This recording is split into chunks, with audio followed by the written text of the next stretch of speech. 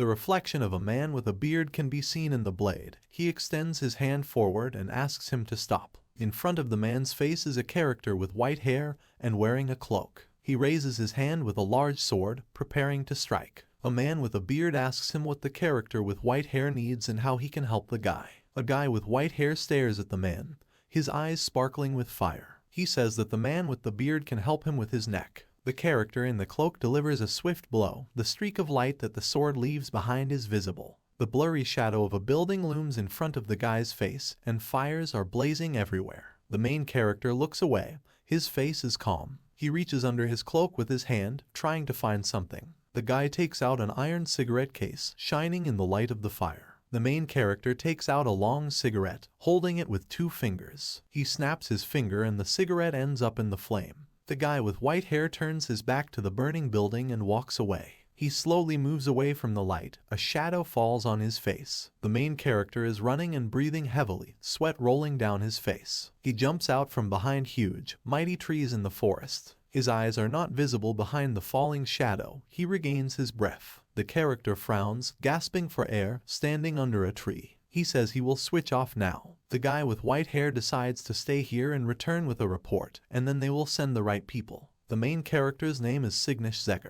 He says he doesn't want to fight some guy. The main character's face changes dramatically. His eyes open wide. He falls down, resting his hand on the ground, and a blow sweeps over him. SSS-Ranked turns around and looks at the glow behind him. A huge oak tree crashes to the ground, kicking up dust in its wake. A row of sharp teeth of some monster is visible. From the dissipating smoke, the figure of a strong goblin appears. He sparkles with his red eye. The monster opens its mouth. Its face is distorted with anger. It screams terribly. The main character looks at the goblin in tension, smiling awkwardly. SSS-Ranked compares the monster to a wild animal. The goblin tightens his grip on his weapon, a sword covered in a purple aura. The main character looks carefully at the blade and says that the reason for this behavior of the goblin is probably in the weapon. The enveloping energy and behavior as if a monster has gone mad are all signs of a cursed demonic sword. The stone inside the blade glows brightly. The goblin takes a fighting stance, eyes flashing, and spreads his arms wide. SSS-Ranked's cloak rises from the violet aura raging around him.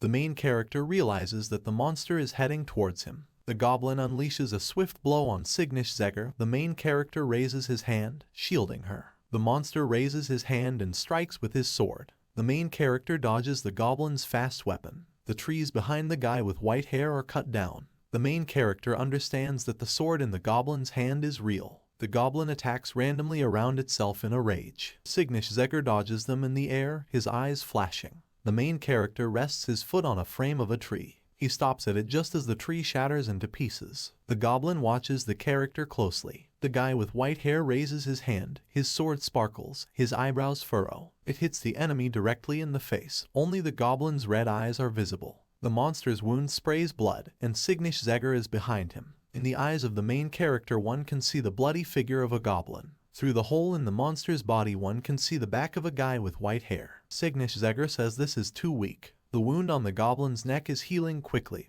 and veins are visible throughout his body. SSS-Ranked tilts his head slightly, holding his sword out in front of him. He says that this is an unprofitable business, and remembers some old man who will have to double his amount. The monster raises his hand with the sword up, preparing to strike. The main character takes a fighting stance. His bright eyes are visible. 2 forces, purple and yellow, collide in the air. The main character and his opponent cross blades. The ground beneath them begins to crack. The enemy's sword cuts the weapon of SSS-Ranked. The guy puts more pressure on his sword, using both hands. The blade splits in 2 and the goblin strikes. At this moment, the main character turns his back, making a swing. You can see the determined look of his yellow eyes. A golden streak from the sword remains in the air. The goblin's head lies on the ground, with a sword stuck nearby. The main character is sitting on me, with his arms outstretched. In front of him stands the enemy's sword stuck in the ground. SSS-Ranked says that he thought he would die, and the sword also broke. He begins to think about something, when suddenly a strange stream of dark energy rushes by. He asks SSS-Ranked to come to him. The main character looks ahead indifferently and coldly. The energy from the sword surrounds SSS-Ranked on all sides. A mysterious voice says that it will give SSS-Ranked the power to cut everything apart. He also offers to fulfill all the wishes of the main character. A guy with white hair sees his reflection in a purple stone. The voice still calls to him. The main character takes a step towards the sword. His body does not obey the voice of reason that tells him to stop. The guy tilts his head, his face illuminated by a purple glow. In his mind, he thinks that if he takes the sword, he will end up just like that goblin. The main character understands that his body moves on its own. Signish-Zegger stands in front of the sword, looking down at it in thought. He reaches for the handle, but the voice of reason begs him not to do it. The guy grabs the sword, purple energy passes through his entire body. His face darkens. The voice begins to order him. Suddenly, all the dark energy flows back into the stone on the sword in a thin stream while the guy holds his hand outstretched. The main character sees in front of him grass blowing in the wind and a clear sky reflected in the water. The voice coming from the sword asks you to listen to it. Signish-Zegger raises his sword hand upward, taking aim. The sword tries to stop him. The main character sends the weapon flying with a sharp throw. The sword falls into the water with a splash. Signish-Zegger yawns, walking away from the river. The sword slowly sinks to the bottom. Air bubbles are visible in the water. The main character exhales, mouth parted. The guy holds a bag of money in his hands and remembers the face of a bald old man with a staff, who asked to prove to him that the guy saw an orc with a demonic sword. Signish-Zegger calls him a mercantile old man. The main character yawns, opening his mouth wide, and says that with that kind of money you can't even buy one sword. Someone's head appears in front of him. A dark-haired girl in a dress with bare shoulders stares intently at Signish-Zegger, folding her arms over her chest and frowning. The main character passes by, glancing at the girl, and thinks about whether this is a lost child. The dark-haired girl grabs his hand tightly. She stops him. The guy turns his head in surprise. The girl says that Signish-Zegger has gone crazy, abandoning his master. The main character throws up his head, laughing awkwardly and closing his eyes. He says that the girl confused him with someone. The main character is already leaving, having escaped from the girl's hands. She looks at him in surprise and reaches her hand forward. A girl with dark hair bites her lip in displeasure. She jumps on the spot and screams loudly to the whole street that the guy is trying to pretend that nothing happened after he touched her body. Signish-Zegger's face darkens. He does not understand what the girl is talking about. He turns to her, frowning and looking at her with concern. A crowd of people appears around, reacting to the screams. The main character is in despair. Dark energy emanates from him. The guy looks down at the girl and asks what she's even talking about. The girl raises one hand, pointing her finger at Signish-Zegger, and asks if he threw her into the lake. The guy looks ahead in confusion. His pupils narrow. He begins to understand that the girl is connected to the sword. Signish-Zegger puts his hand forward, pointing his finger at her, and fearfully tries to express his assumption. The girl with dark hair folds her arms over her chest and confirms his guesses with a confident smile. She says that she is the demonic sword that the guy threw away. A card appears with a description of the sword. This is Minerva, a demonic sword of indignation that increases the owner's sense of resentment, grants him enormous power and regenerative abilities, but drives him crazy from an overwhelming sense of resentment. A girl with dark hair raises one finger up and closes her eyes. She says that the main character, as a servant, lacks self-awareness. The girl is distracted from her speech and looks ahead, as Signish-Zegger has already disappeared. A guy with white hair stands in an alley, looking back. He says he barely escaped. A girl with dark hair appears nearby, naively looking at him from the side. She asks who Signish-Zegger ran away from. The guy looks at her in bewilderment, raising one hand and pointing his finger at her. He says this is the other end of the alley. The girl puts her hands behind her back and with a confident smile on her face says that the main character is asking about this because he does not know that this body is a demonic sword. The dark-haired girl snaps her fingers and smirks, declaring that wherever the protagonist is, if she wants, she can easily move there. The main character looks ahead in surprise and fear. The girl concludes that Signish-Zegger does not believe her. She explains that since the guy touched her body, he is now her servant. Signish-Zegger raises one hand, clenching it into a fist. He asks what the girl means by servant. She smiles slyly, turning sideways to the main character. The girl asks if it is not natural that after touching her the guy became her servant. The main character turns his back to the girl, making a disappointed remark that this is nonsense. The girl starts and asks him where he is going to go. Signish-Zegger waves his hand, driving away the disgruntled girl. He asks her to hurry up and return home.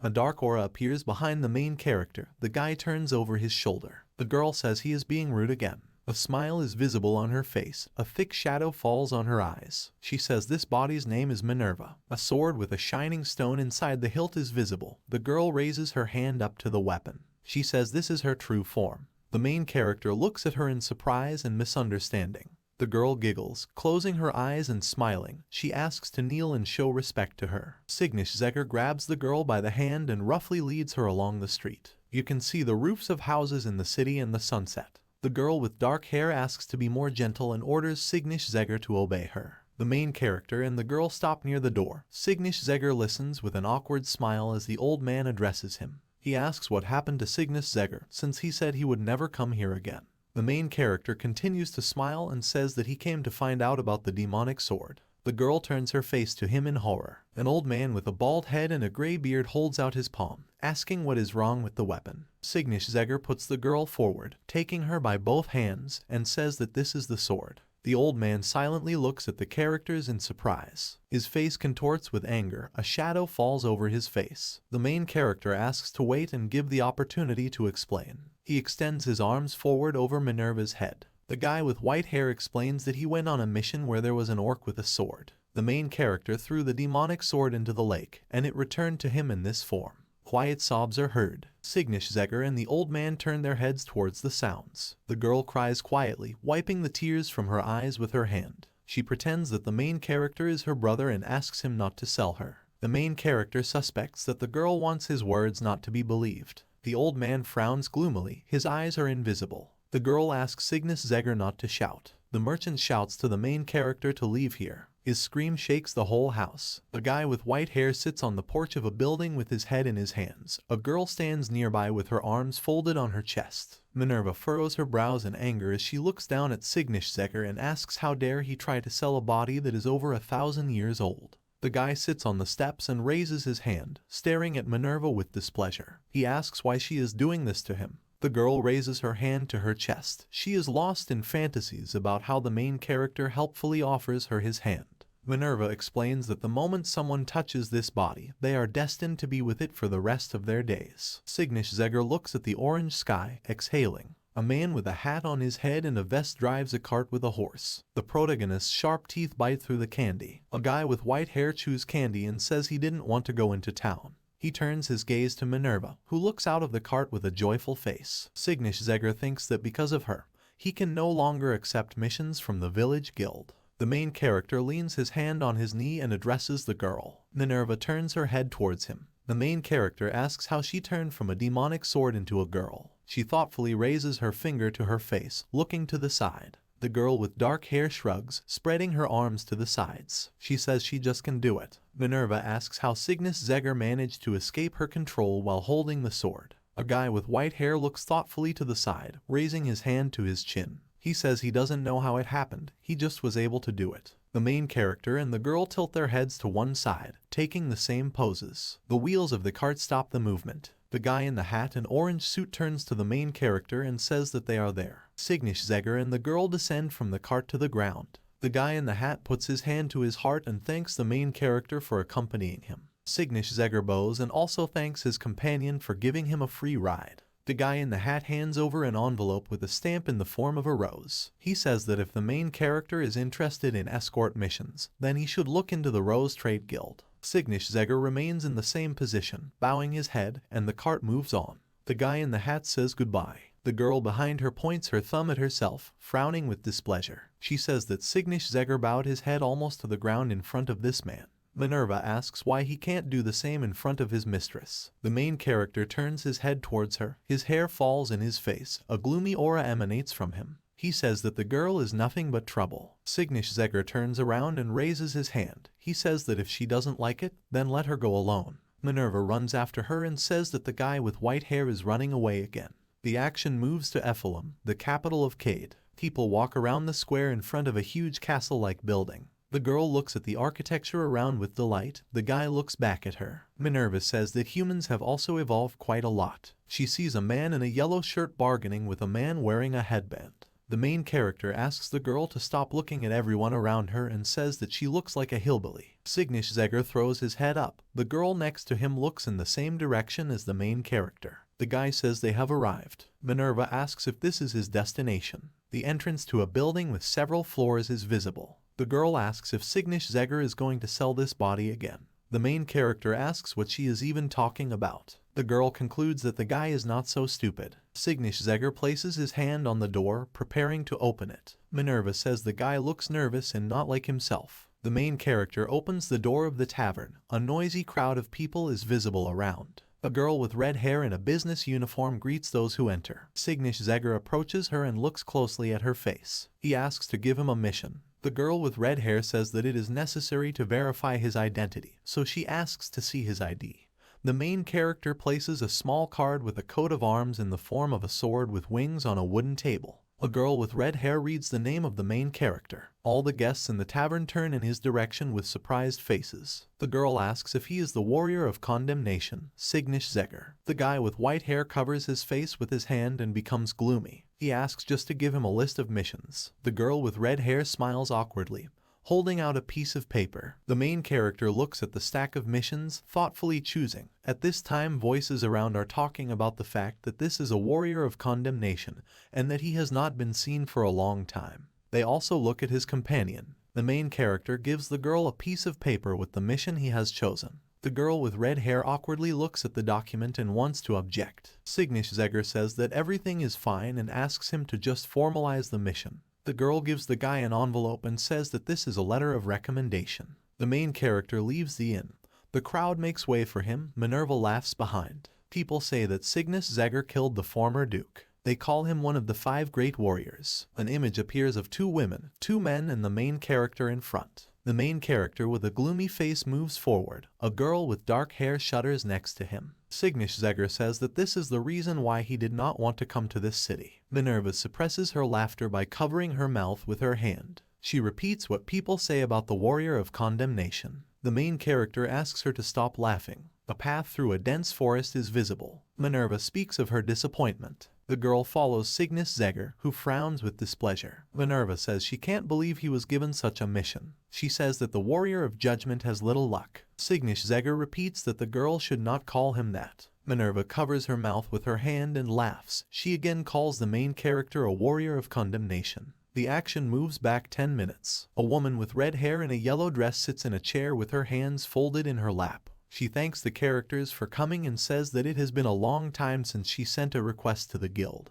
but there was no response for a long time. The main character sits opposite a woman. A girl with dark hair runs behind him. A woman with red hair presses her hands to her chest and says that the main character is the only one she can trust. Cygnus-Zegger tells the woman not to worry and assures her that they will definitely find her cat. Minerva raises her head, looking at the picture with delight. It depicts a red-haired woman with a white cat on her lap. There is a bump visible on the top of the head of a girl with dark hair. The main character says that he does not understand the thoughts of the nobles. Cygnus-Zegger puts his hand on his side and looks to the side. He says that the red-haired woman closed the entire park for the sake of one cat. The girl with the bump on her head looks up slyly and says that the brave warrior will catch the animal and become a hero. The main character angrily pokes his finger into Minerva's cheek. He says it's all because of her. The girl asks why he blames her. The main character extends his hand forward and frowns, blaming Minerva for breaking the sword. He rhetorically asks what mission he can take on without a weapon. The girl begins to talk about herself. The guy looks at her in bewilderment, raising one eyebrow. Minerva places her hands at her sides and smiles, declaring that Cygnus-Zegger has her body. She brings her hand to his face, holding the main character's chin.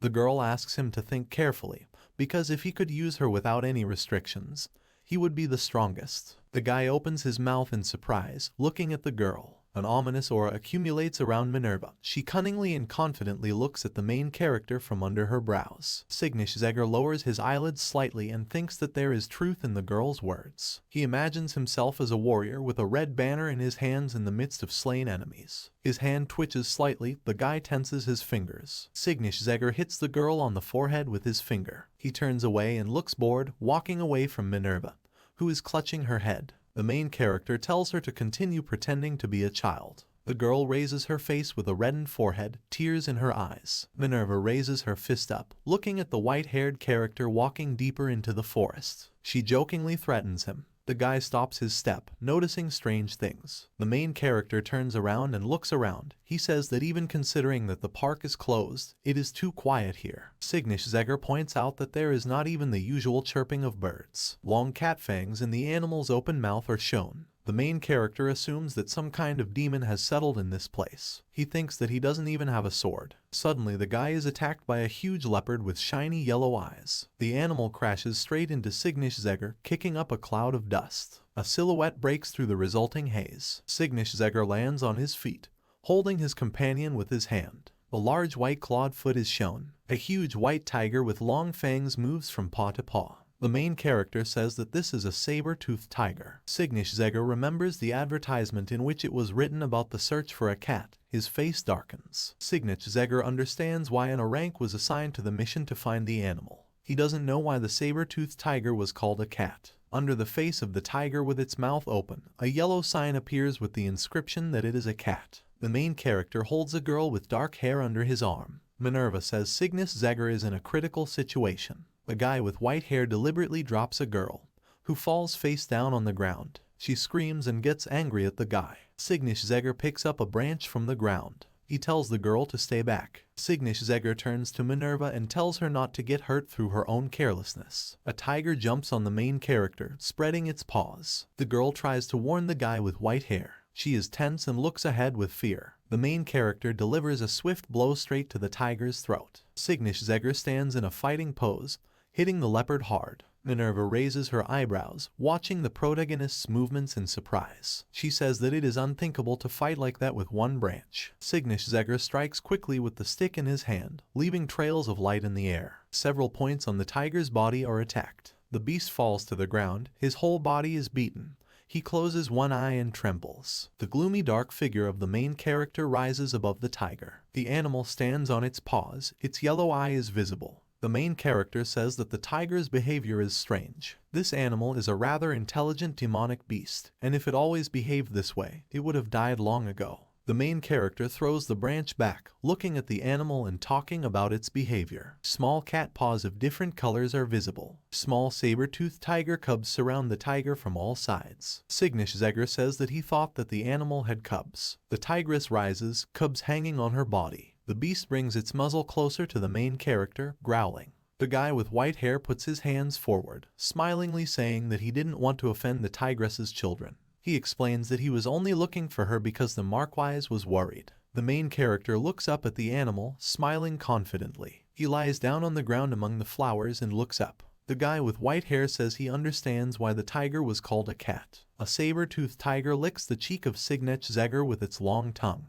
The main character laughs and says that the tiger is heavy. A woman with red hair puts her hands at her sides and scolds a collared animal. She admits that she was worried. The cubs are playing with the hem of her yellow dress. A woman with red hair strokes her animals with a smile and thanks the characters for completing the mission, calling the main character a warrior of condemnation. The guy with white hair bows his head slightly, Minerva clutching his hair. He moves the dark-haired girl aside, grabbing her face with his hand. The main character says that the woman with red hair recognized him. He admits that he didn't want to be seen, so he took a job on the outskirts. The woman breaks into a pleasant smile, just like her tiger. She says that it is difficult for them, the nobles, to forget the name Signish-Zegger. The red-haired woman asks what the relationship is between the main character and Minerva. The guy raises his hand, to which a girl with dark hair is clinging. Signish-Zegger says that they are strangers, and Minerva replies that he is her servant. The main character and the girl press their cheeks to each other, frowning with anger. Signish-Zegger asks who she called a servant. Minerva insists that he is her servant. The woman with red hair says that their relationship is quite unusual. A porcelain tea set and tea poured into mugs are visible. The main character asks why the Marquise called the tigress a cat. The red-haired woman says that when she first met the animal, she thought it was a cat. She remembers herself as a young woman, playing with a small white kitten. Marquise says that for her the tigress is still a cute kitten, but for others it is not so. The woman concludes that this is why the tigress ran away, while she buries her nose in the fur of the tigress, which caresses her face. Marquise adds that the animal thought that this was no longer his place. The woman says that she wants to send the cubs to the environment to which they are accustomed. The main character raises his face in surprise, removing the mug from his mouth. The noblewoman looks down, her face slightly lowered. She says that she wants to release the cubs to the homeland of the saber-toothed tiger, exactly to the place that Signish-Zegger thought of, a land in the far east. A mountain range is visible, the top of which glistens in the sun. The woman calls this place Sigmar. Saber-toothed tiger raises his paw, smiling. The action moves to Ephelum. You can see a beautiful square with a fountain in the middle. People around look at the guy with white hair in surprise. They are all discussing it. The main character frowns with displeasure, looking back over his shoulder. Following him proudly are Minerva, the saber-toothed tiger, and the cubs. Some passers-by want to take them home. A girl with dark hair proudly straightens her hair and says that people around her cannot take their eyes off her beautiful body. The main character turns his face to her, noticing that she is lucky. The girl asks what he means. Cygnus-Zegger replies that he would like to be as frivolous as Minerva. The girl is greatly hurt by these words. She clenches her teeth. Minerva clenches her hand into a fist. Frowning, the tiger next to her looks around. A girl with dark hair asks where they are going, because the main character said that they were going to Sigmar. Cygnus-Zegger explains that he wants to stop at a place along the way. Minerva closes one eye with displeasure and trudges after Cygnus-Zegger. She asks where the main character wants to go. The guy with white hair raises his head and closes his eyes. He says he is going to buy a sword. A girl with dark hair grabs a guy by the cloak. Her body is shaking. A shadow falls on her face. Cygnus-Zegger turns to her, asking what is wrong. Minerva grits her teeth as a purple glow forms around her. She screams shrilly throughout the entire area around, asking why she is needed then. A guy with white hair combed back and a jacket with a red lining smiles and throws up his hands. He says that this is the best equipment store in Ephelum and asks how he can help. The main character sadly replies that he wants to buy a good quality sword. A girl with dark hair looks around behind him. The seller looks at the buyers attentively. He reasons that, no matter how you look at it, the characters don't seem like the kind of people who would buy the famous sword. The main character looks intensely at Minerva, who folds her arms over her chest and turns away, asking how long she will be offended. The seller with a fake smile offers to look at the products presented in his store. He says that they have excellent products, and also warns that he does not provide installment plans. The main character looks displeased at the guy with combed hair. A nervous crease appears on his face. He says he will look at the product and decide if it is worth his money. Cygnus-Zegger also warns that he will pay immediately. The seller offers to begin inspecting the assortment. He turns his back to the customers and closes one eye suspiciously. Minerva, with a dissatisfied face, puts her hand on her side and says that the seller is strange, because no matter how good the weapons here are, these are ordinary swords. The main character puts his hand on the girl's head and ruffles her hair, noting that it is none of her business. The seller takes steps around his shop. He points his hand at the half-open door, inviting you inside with a smile. He says this is a luxurious hall. The characters enter a room where all the weapons lie under a glass cover. The seller pulls a glove on his hand, smartly noting that if the sword the characters are looking for is needed for hunting unusual monsters, then a certain weapon will be perfect. He lifts the goods in front of the main character. In the hands of the seller is a golden sword with red accents. The seller explains that this sword is called the Red Dragon. If it really is him, then this is the sword of the legendary hero who single-handedly destroyed dozens of dragons. A huge dragon with red skin and a large row of sharp fangs is visible. In front of him is a girl in armor and with a sword. The seller says it's Aaronet Greenfield's sword. He also explains that the base of the sword is made from the spine of a red dragon and is distinguished by its red color and elegant curves and shape. The weapons sparkle under the artificial light. The seller trembles embarrassedly and talks about the beauty of the sword. The main character looks at him awkwardly. The guy with white hair closes his eyes and asks with an awkward smile how much this weapon costs. Mentally, he confirms the seller's words that they have the best equipment store. The seller calls a 5-digit number. Cygnus-Zegger's face darkens. Gold coins flash before his eyes. He asks to see something else. The seller raises his face and laughs naively. He mentally reasons that it could not have been otherwise. The guy with combed hair offers a white Snyder sword from an outstanding sword maker. Cygnus-Zegger listens with fascination to the description. The seller announces the price. The main character looks to the side, noticing something, while a guy with combed hair suggests the next option. The main character points to some weapon, asking about the price, and a shadow falls over his eyes. The seller looks in the direction where the buyer is pointing. There is a simple blue metal sword standing against the wall. The seller explains that they recently received it. This sword was discovered by Kar, one of the 5 great warriors. The weapon has not yet been put up for sale as they have not yet decided on the price and name. The main character comes closer. The seller tries to stop him by extending his hand. He shouts that the product is for display purposes only. Cygnus-Zegger turns around. His intense, rude gaze is visible, and the seller instantly stops short. Cygnus-Zegger reaches for the hilt of his sword. He grabs the weapon and a blue glow begins to accumulate around the blade. The main character looks at the shining sword with a smile. He says he is taking this weapon. The action moves to the ghetto. Dilapidated, cracked houses are visible. A man in a raincoat is sitting near the box. There is a wooden sign of some establishment with symbols on it. There are cracks on the walls of buildings everywhere. Minerva says she doesn't like it here. A girl with dark hair tenses her eyebrows. Tiger cubs sit on her body. Minerva asks why she has to sleep in such a place. The main character sits down on the bed. He rubs his cheek against a new sword. A tiger lies next to him. Signish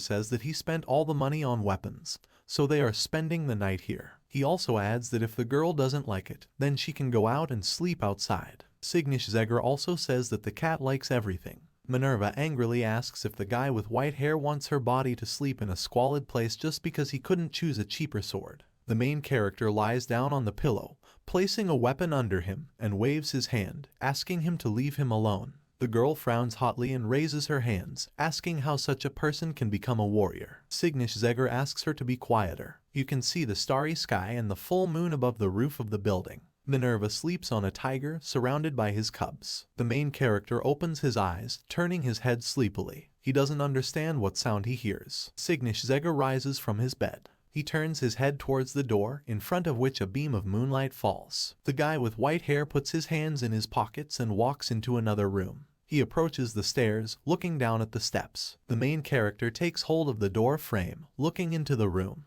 He notices a girl with long blue hair and a white dress standing in the middle of the grass with crystals under the moonlight. He calls the girl, but she still stands with her back to him. The girl with blue hair turns her head. The main character takes his head with his hand, covering his face. He says he doesn't know what's going on here, but crying won't solve the problem. At the same time, the main character raises his hair, showing his face. The girl looks at him in surprise, silently opening her mouth. There are tears in her eyes running down her cheeks. She asks the main character if he will die. The guy with white hair looks at her confusedly, asking what she means. The girl with blue hair explains that everyone who was with her died, even the good-natured and brave ones. She raises her hand to her chest. A brooch with a blue stone shines on her dress. The girl says she doesn't want to be with anyone anymore. There is sadness in her sad blue eyes. The main character tries to say something, but does not finish the sentence. The girl introduces herself as Sui. The sword purchased by Signish is visible above the head of the blue-haired girl. She explains that she is a demonic sword connected to the main character. A card appears with a description of a sword named Sui. It is a demonic sword of sorrow that controls cold and ice. It increases the wearer's sadness and causes him to commit suicide.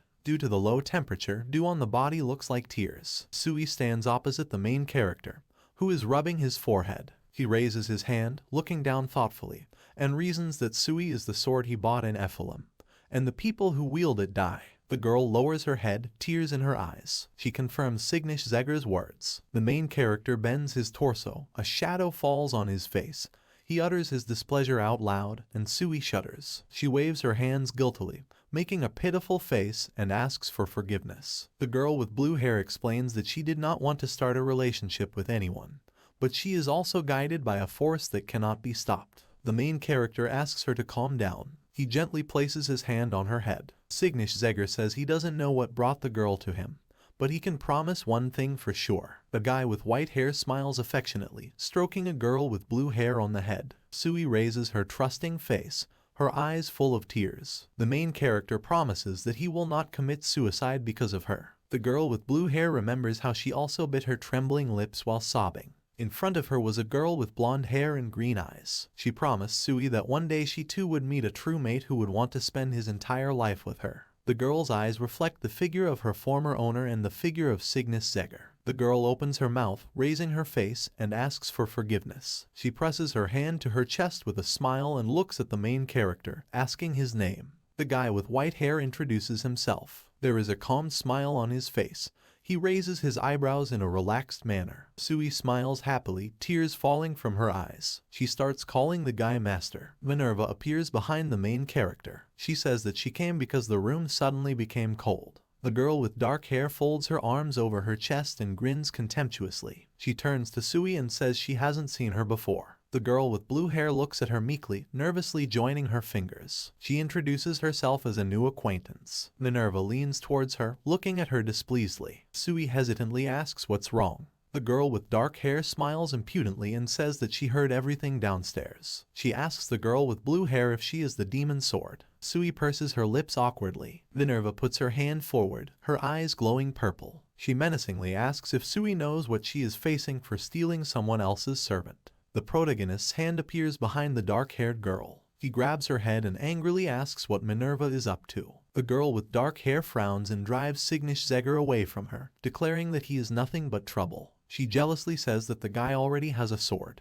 The main character, with a calm face, explains that since Minerva is the older sister, she is obliged to behave in such a way as to deserve respect. The dark-haired girl raises her eyebrows in surprise, looking at the owner. She then turns her head to Sui. The girl with blue hair naively looks at Minerva and asks her to take care of her, calling her little sister. Minerva's eyes shine with happiness. She clenches her fists. The girl with dark hair smiles and asks to speak again. Sui looks at her uncertainly and repeats the word sister. You can see the sunset against the backdrop of the mountains. The sun is shining as it sets beyond the horizon. Minerva stands with a jubilant look next to the drooping Sui. The main character turns over his shoulder and looks at the girls. He asks if they are finished and asks them to move on. Minerva asks where he is going again. Sui's figure blurs into blue light as Minerva watches her in surprise. The sword he bought appears in the protagonist's hand. He throws it over his shoulder, and a shadow falls on Signish-Zegger's face. The main character says that they need to go to the sword store. A wooden sign can be seen with a figurine of a small sword on it.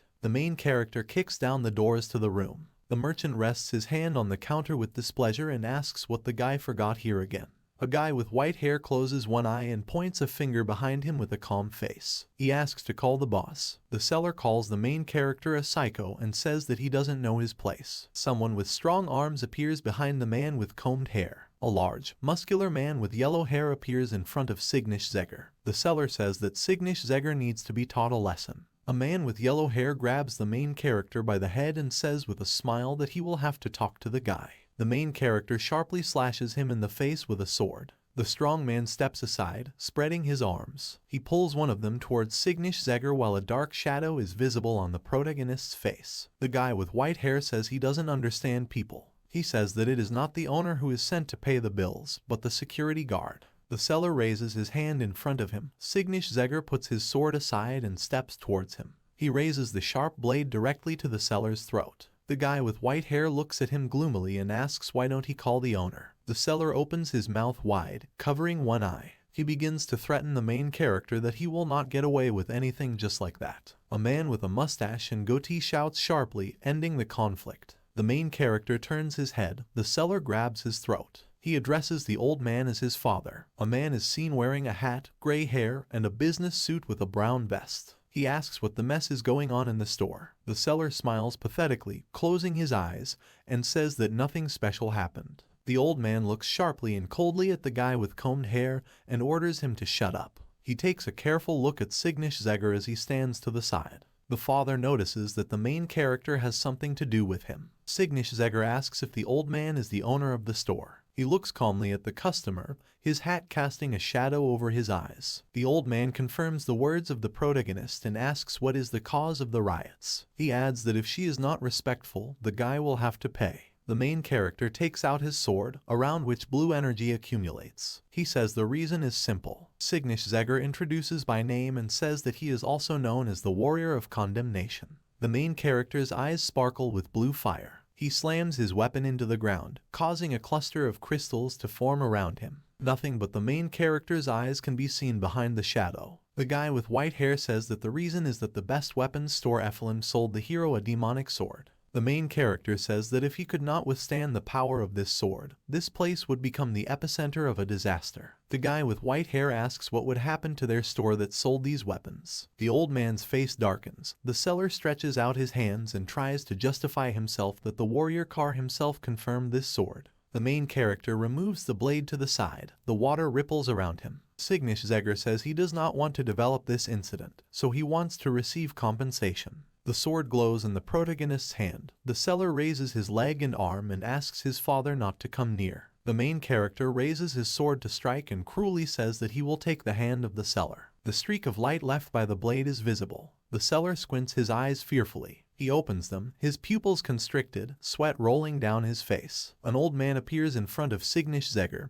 His hat falls off. He squints his eyes, frowns, and opens his mouth wide, screaming that the child's fault is the fault of the parent who raised him incorrectly. The old man asks to cut off his hand in return. The main character exhales tensely, closing his eyes in dissatisfaction. He says that this is very touching, and suggests doing so. The old man looks carefully over his shoulder at the buyer. The seller opens his eyes wide. The red cloth on which the dragon's sword previously lay is visible. The seller is on his knees, with an old man standing nearby. The seller raises a pitiful face, declaring that he wanted to be of some use to his father. The old man looks up at him, silently pursing his lips. He turns away from the guy with combed hair sitting on his lap and calls his son mediocrity. The seller lowers his head. His eyes are not visible. He says that he is sorry. The next second his face is distorted with anger, veins protrude. He says the main character's name with hatred. A guy with white hair is holding a new sword in his hands. Sui turns to him. Signish-Zegger looks at her as he walks next to her. The girl with blue hair asks if he was really going to cut off the man's hand. The main character raises his eyebrows with dissatisfaction and disgust, twisting his mouth. He says he's not crazy and doesn't need his hand. The girl concludes that he was aiming for this sword from the very beginning. Sui looks at the weapon in surprise and points his finger at it. The guy with white hair brings the sword to his face and calmly says that this was also the reason. He explains that he only helped the store correct the incident. The girl with blue hair wonders why he does this. Signish-Zegger explains that this is his life motto. The figure of a man with a tail appears behind the main character. The main character utters the phrase that mercy will double and revenge will return tenfold. Minerva sleeps, resting her cheek on her hands, and mumbles through her sleep, asking when Signish-Zegger will return. A card appears with a description of the red dragon sword. This is a legendary sword that has defeated countless dragons. The sword used by the dragon slayer, Aranet Greenfield. He protected the sacred kingdom of Carbon from a cruel dragon and is considered a national treasure. The action moves to the Rose Trade Guild. Carts are visible standing next to the building. Minerva taps her finger, folding her arms over her chest. She tells the main character that he always had a frown on his face. A girl with dark hair purses her lips, frowning. A guy with white hair holds a red sword, pressing it to his cheek. Minerva says that anyone who sees the protagonist will think that he has met a couple sent from heaven. The main character says that this is the most ordinary sword, not like the others. The girl with dark hair frowns and clenches her teeth. Minerva says that this sword may also be demonic. Sui listens intently, standing sideways to the tiger. The main character says that jealousy is a disgusting feeling. He asks Minerva if she has had anything good in 500 years. Sui turns to Signish-Zegger. He turns his head, calmly looking at the girl. Sui, with a tear-stained face, looks at Signish-Zegger, puffing out her cheeks. She says that this is too much and that he is paying more attention to the dragon sword. The main character throws up his hands, smiling awkwardly. He tries to explain that he is checking to see if the sword is really an ordinary one. Sui shouts displeasedly so that the guy doesn't make excuses. She presses her hand to her chest, lowering her face. The girl says that he used to touch her so passionately. She shouts this phrase, tense her face and frown her eyebrows. The main character looks at Sui in horror. A shadow falls on his face. People around come running and look at Signish-Zegger, discussing the words the girl said. The main character looks displeased at the offended Sui. Signish-Zegger says that if he starts touching her more often, it will really be strange. The girl with blue hair states that she doesn't want this. The main character strokes the girl's head, placing his hand on the top of her head. Sui wrinkles his cheeks contentedly, smiling as Signish-Zegger says that he was mistaken. Sui says just this once. Someone calls the main character by name. He and the girls around him turn their heads with interest. The bald head of a strong man can be seen. He says that he is glad to meet Signish-Zegger. A bald guy in an outfit extends his hand. Behind him is a guy with green hair and a guy with a bandana. The bald man says his name is Mark Blench and that he has taken on an escort mission with him. Mark Blench says he is honored to work with the Conviction Warrior. The main character smiles awkwardly, shaking hands with a strong man. He thinks that Mark Blench was just told about him at the guild. The bald man smiles softly. A two-handed sword is visible behind his back. He starts talking about a warrior's squad. Mark Blench notices two girls and a tiger behind a guy with white hair and says that he has an unusual squad. A strong man approaches Minerva and says hello. She looks at him with one eye incredulously. She interrupts him, calling him an impolite man. Out of the corner of her eye she notices something, so that sparkles play in her pupils. She sees Mark Blentier smiling widely, chuckling. Minerva looks lovingly at the bald man. her mouth parted. A brown horse is carrying convoys, and armored warriors stand nearby. The main character sits inside one of the carts, covering one eye, with tiger cubs around him. Minerva says she is bored and asks if the human world has become too peaceful. The main character denies her words. He says that the only difference is that now they are more likely to encounter a person, not a demon. Cygnus-Zegr lowers his head, biting his lip. Sui points his hand at Minerva and tries to say something. The girl with dark hair places her curls on the bald head of Mark Blentier, who smiles awkwardly. The main character calls her over with his finger, looking dissatisfied, and asks why Minerva is sitting there. The girl with dark hair hides behind a bald man and asks him to protect her. Noises are heard inside the cart. People around look in surprise in the direction of the noise. Cygnus-Zegr is quarreling with a dark-haired girl. A lit fire is visible. A small flame illuminates the area around. The main character bows his head to Mark Blentier and asks for forgiveness for the problems caused.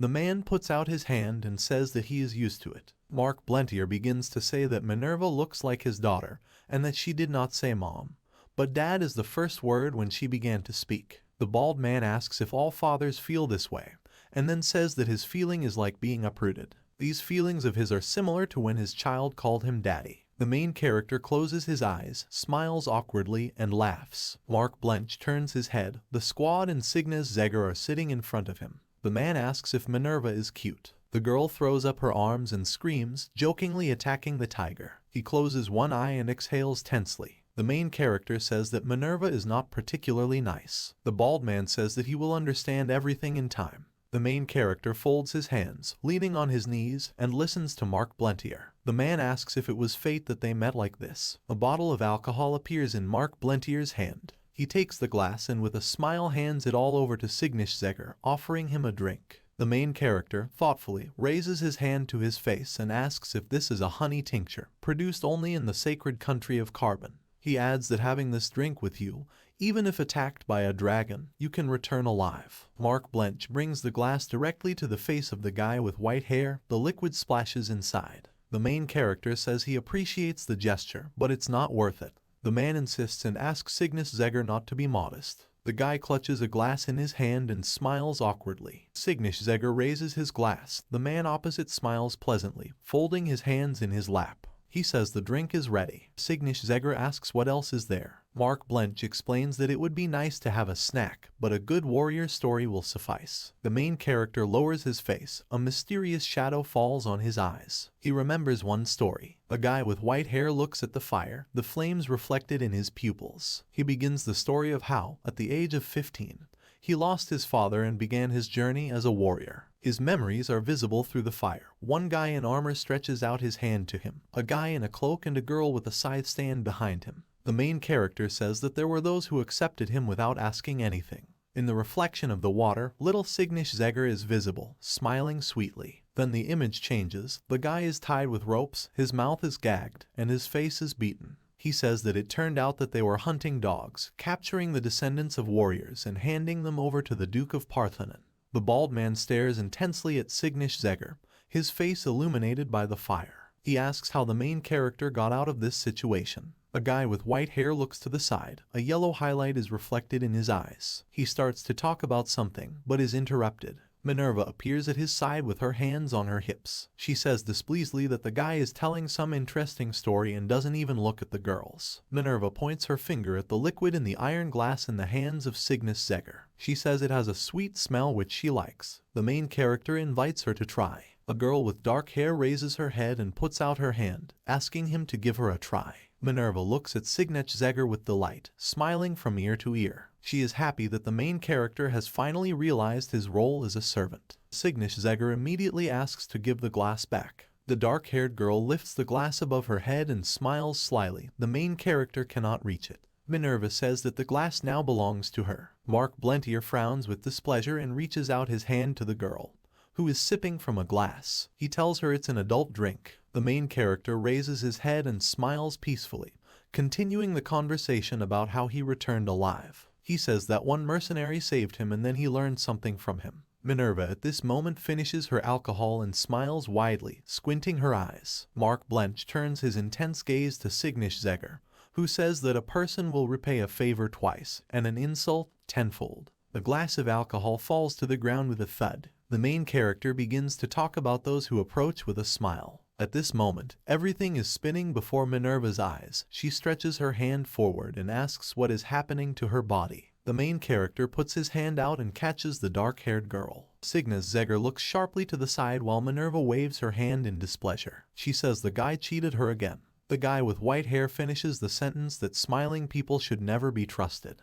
His yellow eye shines, sparks from the fire rush past. The main character asks if Mark Blench agrees. The bald man looks angrily at Cygnus Zegger, his eyes shining. Yellow sparks from 2 counter-strikes are visible. Cygnus Zegger defends himself with a dragon sword while Mark Blench hits him with a 2-handed sword. The bald man's face is distorted with anger. Veins stand out. He clenches his teeth. He asks when Cygnus Zegger noticed this. The main character grins. A row of his strong teeth is visible. He resists with a sword. The guy says that's another question. Mark Blench jumps right at the main character, who pulls his sword back, swinging to strike. Cygnus Zegger carefully places Minerva on the ground. A whole squad of warriors appears around Cygnus Zegger who want to hit him. The main character says that this was clear from the very beginning. He turns around, his eyes glowing coldly with a yellow sheen. Minerva at this moment lies on the ground, turning her face to the grass, and curses Cygnus Zegger. The main character reflects rapid attacks. His face is not visible behind the shadow. He deftly dodges the blows that fall on either side of him.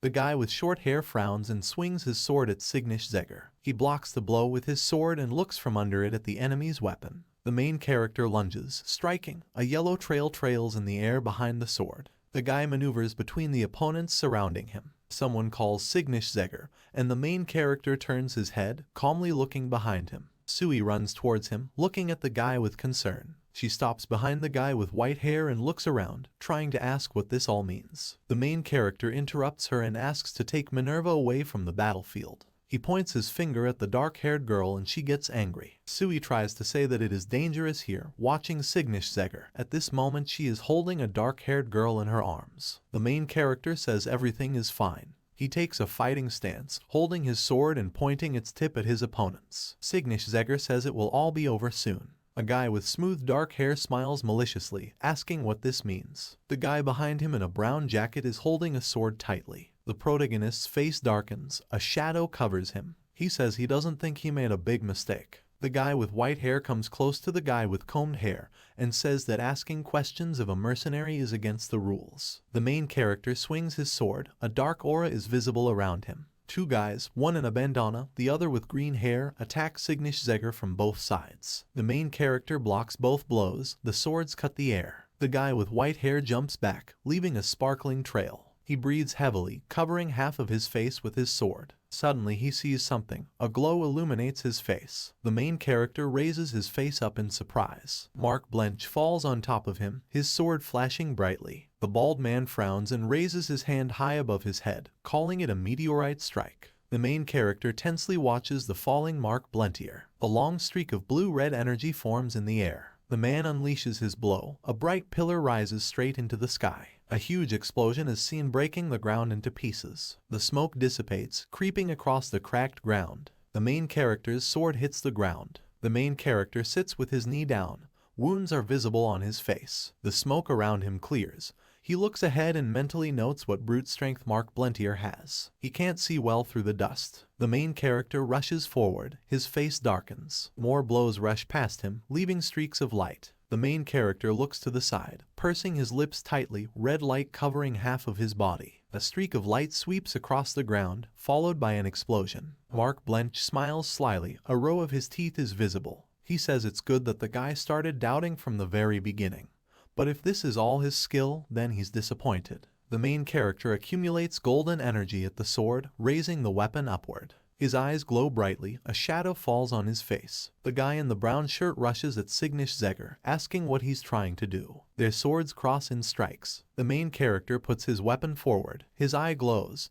He says the phrase Vistamba, which translated means that a flying snake stings a frog. A golden glow spirals around a guy in a brown shirt. The yellow energy lifts his body upward as Cygnus Zegger runs out of the rising light. Opponents run in a crowd towards the main character while he is pulling a golden trail behind him. He picks up a sword and looks at his enemies coldly, frowning. Signish Zegger maneuvers between opponents, delivering blows. He gets to the guy in the bandana, crossing swords with him. Behind them stands Mark Blentier with a sword in his hand. He watches the battle and says that the main character hid his skills, which means he was called a warrior for a reason. The bald man prepares to strike, his face taking on a cruel expression. A long trail follows his blow. Mark Blentier says that Signish Zegger will have to pay back for his joke. The guy in the bandana pushes the main character away from him. Signish Zegger raises his face, looking up worriedly and gritting his teeth. Mark Blentier's body is covered with an ominous aura. He is called the Destroyer. The man hits the ground, a powerful shockwave pushing out cracked pieces of earth. The main character takes a few steps forward, yellow circles radiating from his feet. He activates an explosive step and the ground beneath him cracks. Signish Zegger makes an instant dash forward, approaching the wave from the blow of Mark Blentier. Their forces collide, their energies resist. The main character touches the energy field of Mark Blentier with his palm.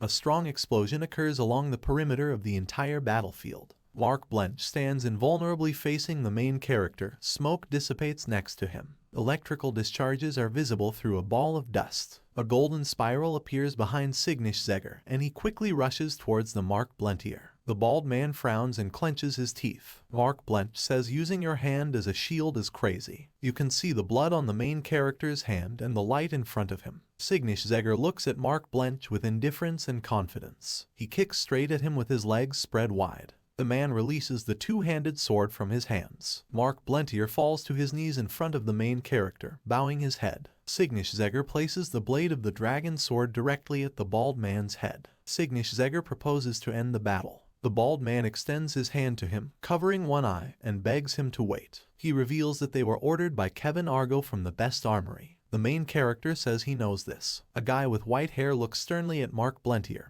His wounds on his face are bleeding. The figure of a salesman from a weapons store appears behind him. Signish Zegger says that immediately after they left Ephelum, someone immediately hired assassins. He explains that Kevin Argo has been the only one holding a grudge lately. The main character raises his hand to strike. His face darkens. He says the man should have hidden his identity from the start. The main character walks with his sword down. Sui runs after Signish Zegger, who turns his face to her. He smiles peacefully and closes his eyes, saying that it's all over. The blue-haired girl worriedly asks why he didn't use her and questions whether it's because she's a demon blade. Sui asks if the protagonist trusts her. Seeing Zegger's warm gaze and a wound under his eye are visible. A tearful Sui stands in front of him, pressing her hand to her chest. The main character says that Sui said that she didn't want anyone to die because of her. He asks her not to worry. At this moment he closes his eye and falls to the side. The guy falls exhausted to the ground, raising his blade. Sui's voice is heard calling him.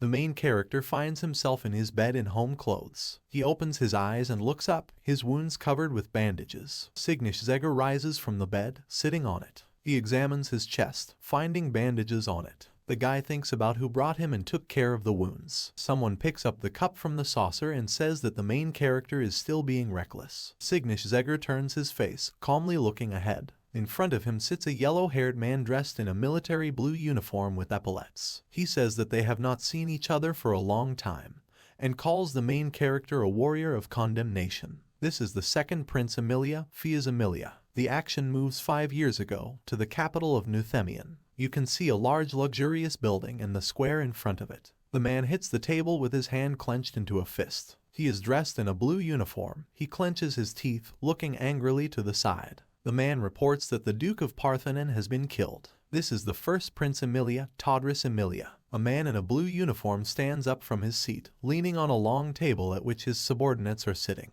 and orders that the killer, Signish Zegger, be found and punished. Some argue that he is not a killer, but a hero. Todris Emilia turns his head to his brother, his face contorted with anger. Fias Emilia explains that Arsene Parthenon has committed all sorts of tyrannical and criminal acts over the years. Fias Emilia raises her hand, gesturing and smiling as she answers. He adds that whoever inherited the warrior's blood made the evil man pay for his sins. He says that the main character should be praised for his merits. The man in the white uniform looks displeasedly at Fias Emilia, saying that he cannot reason like that, because Duke Parthenon is one of the greatest nobles of Emilia. He asks how it was possible to kill such a person. Fias Emilia puts her hand to her chin, leaning on it. He says they don't know anything. Fia's Amelia's blue eyes sparkle attentively, and the people are seen to be divided into two different groups. The guy with yellow hair says that he should have thought about who would be behind the people who are unhappy with the atrocities of the Parthenon.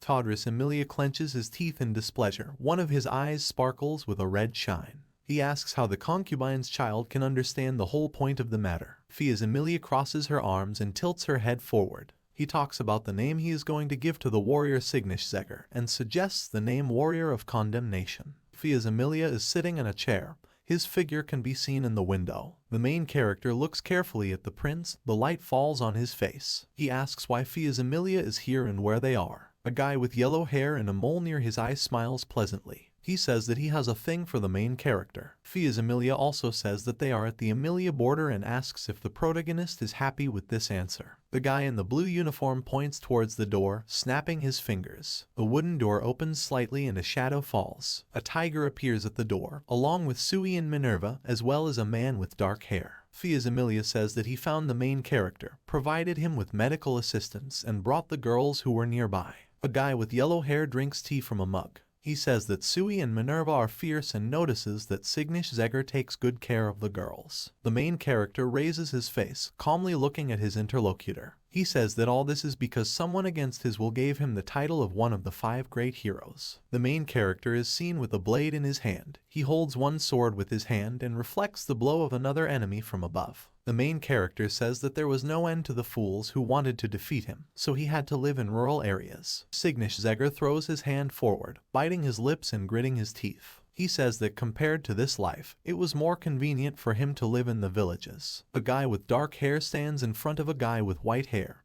who raises his head. A guy with dark hair, wearing a high-collared uniform, warns that the main character addresses the prince accordingly. A girl with dark hair bends down. Sui holds her. Minerva says that the stranger should become an example for this person. A guy with dark hair draws a sword from its sheath, addressing the girls and intimidating them. Fia's Emilia puts the cup on the saucer. His servant turns. Fia's Emilia tells Roses to stop. The guy with yellow hair rises from his chair and stands in front of Signish-Zegr. He asks if the main character had a motto. The prince puts his hands on his hips, closing his eyes in a smile. He begins to say the beginning of the phrase that mercy will be doubled. He then goes on to say that the hurt will come back tenfold. At the same time, Fia's Emilia smiles slyly, looking from the side. The main character turns his face towards him. A shadow falls on one half of him. Fia's Emilia closes her eyes, standing with her back to Signish-Zegr. He says that the main character now owes him. Signish-Zegr notices that the prince just wants to use him. Fia's Emilia asks the guy with white hair to carry out his order. The main character raises his eyebrows in surprise and purses his lips, silently looking at the prince. Fia's Emilia says that there was recently an attack on the allies. A guy with blonde hair and a distorted face is lying. There is a bloody wound on his side. The main character asks if this happens often. Fia's Emilia and Roses stand behind the corpse, looking thoughtful. The prince says that the protagonist is right, but if everything was simple, he would not have turned to Signish-Zegr. The guy with yellow hair looks carefully to the side. He says there is something strange here. Fia's Emilia says this began to happen to his brother's people. The prince turns and looks from behind to the side where 2 men are crowding around the corpse. The main character raises his head and looks directly at his interlocutor. He clarifies whether Fia's Emilia wants the main character to catch the criminal. The guy with yellow hair closes his eyes, smiling. He says he doesn't care what he does because only one thing matters. The prince leans down, closing one eye and putting a finger to his mouth. He says that the people leading this country are afraid of Signish-Zegr. The figure of the main character is visible with a 2-handed sword, which he raises to strike. Fia's Emilia explains that the reason is that a powerful corrupt official was punished by a warrior of condemnation.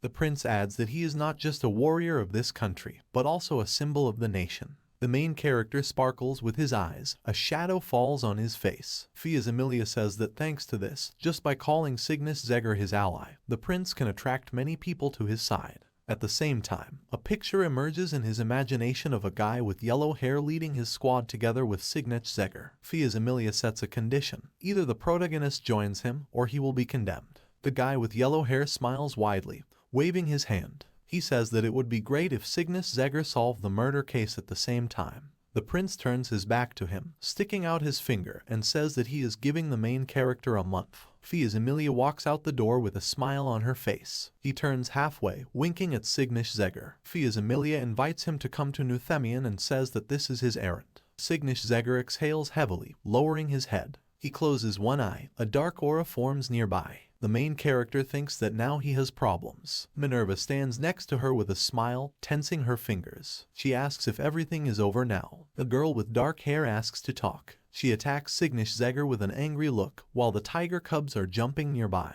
Minerva asks how the protagonist could use her body as bait and threatens to punish the owner. Cygnus-Zegger puts out his hand and opens his mouth wide, stopping the girl. He says no one was hurt either way. Minerva lightly hits the protagonist's head with her hand. He looks up, watching closely from below. The dark-haired girl stops her fist and says with a calm face that that's not the point. She says that if he is a servant of this body, he should not harm himself without permission. The main character looks thoughtfully at Minerva, and tiger cubs crawl all over him. Cygnus-Zegger asks if the girl is really angry. Minerva smiles hysterically, a shadow falling over her eyes. She screams that she can't stand it and it's time for punishment. The main character frowns and tells her not to bite. Cygnus-Zegger holds the head of a dark-haired girl who bites his hand. Sui turns to him. She lowers her face thoughtfully and sadly. The girl with blue hair says that she agrees with Minerva and that she doesn't want anyone to get hurt or die because of her. A lock of hair falls on Sui's face and she opens her mouth slightly. Tears begin to stream down her face and she puts her hand to her chest. The girl says that most of all she doesn't want Cygnus-Zegger to get hurt. The main character looks at her in surprise, reflections of light reflecting in his eyes. Sui asks him to promise that if something like this happens again,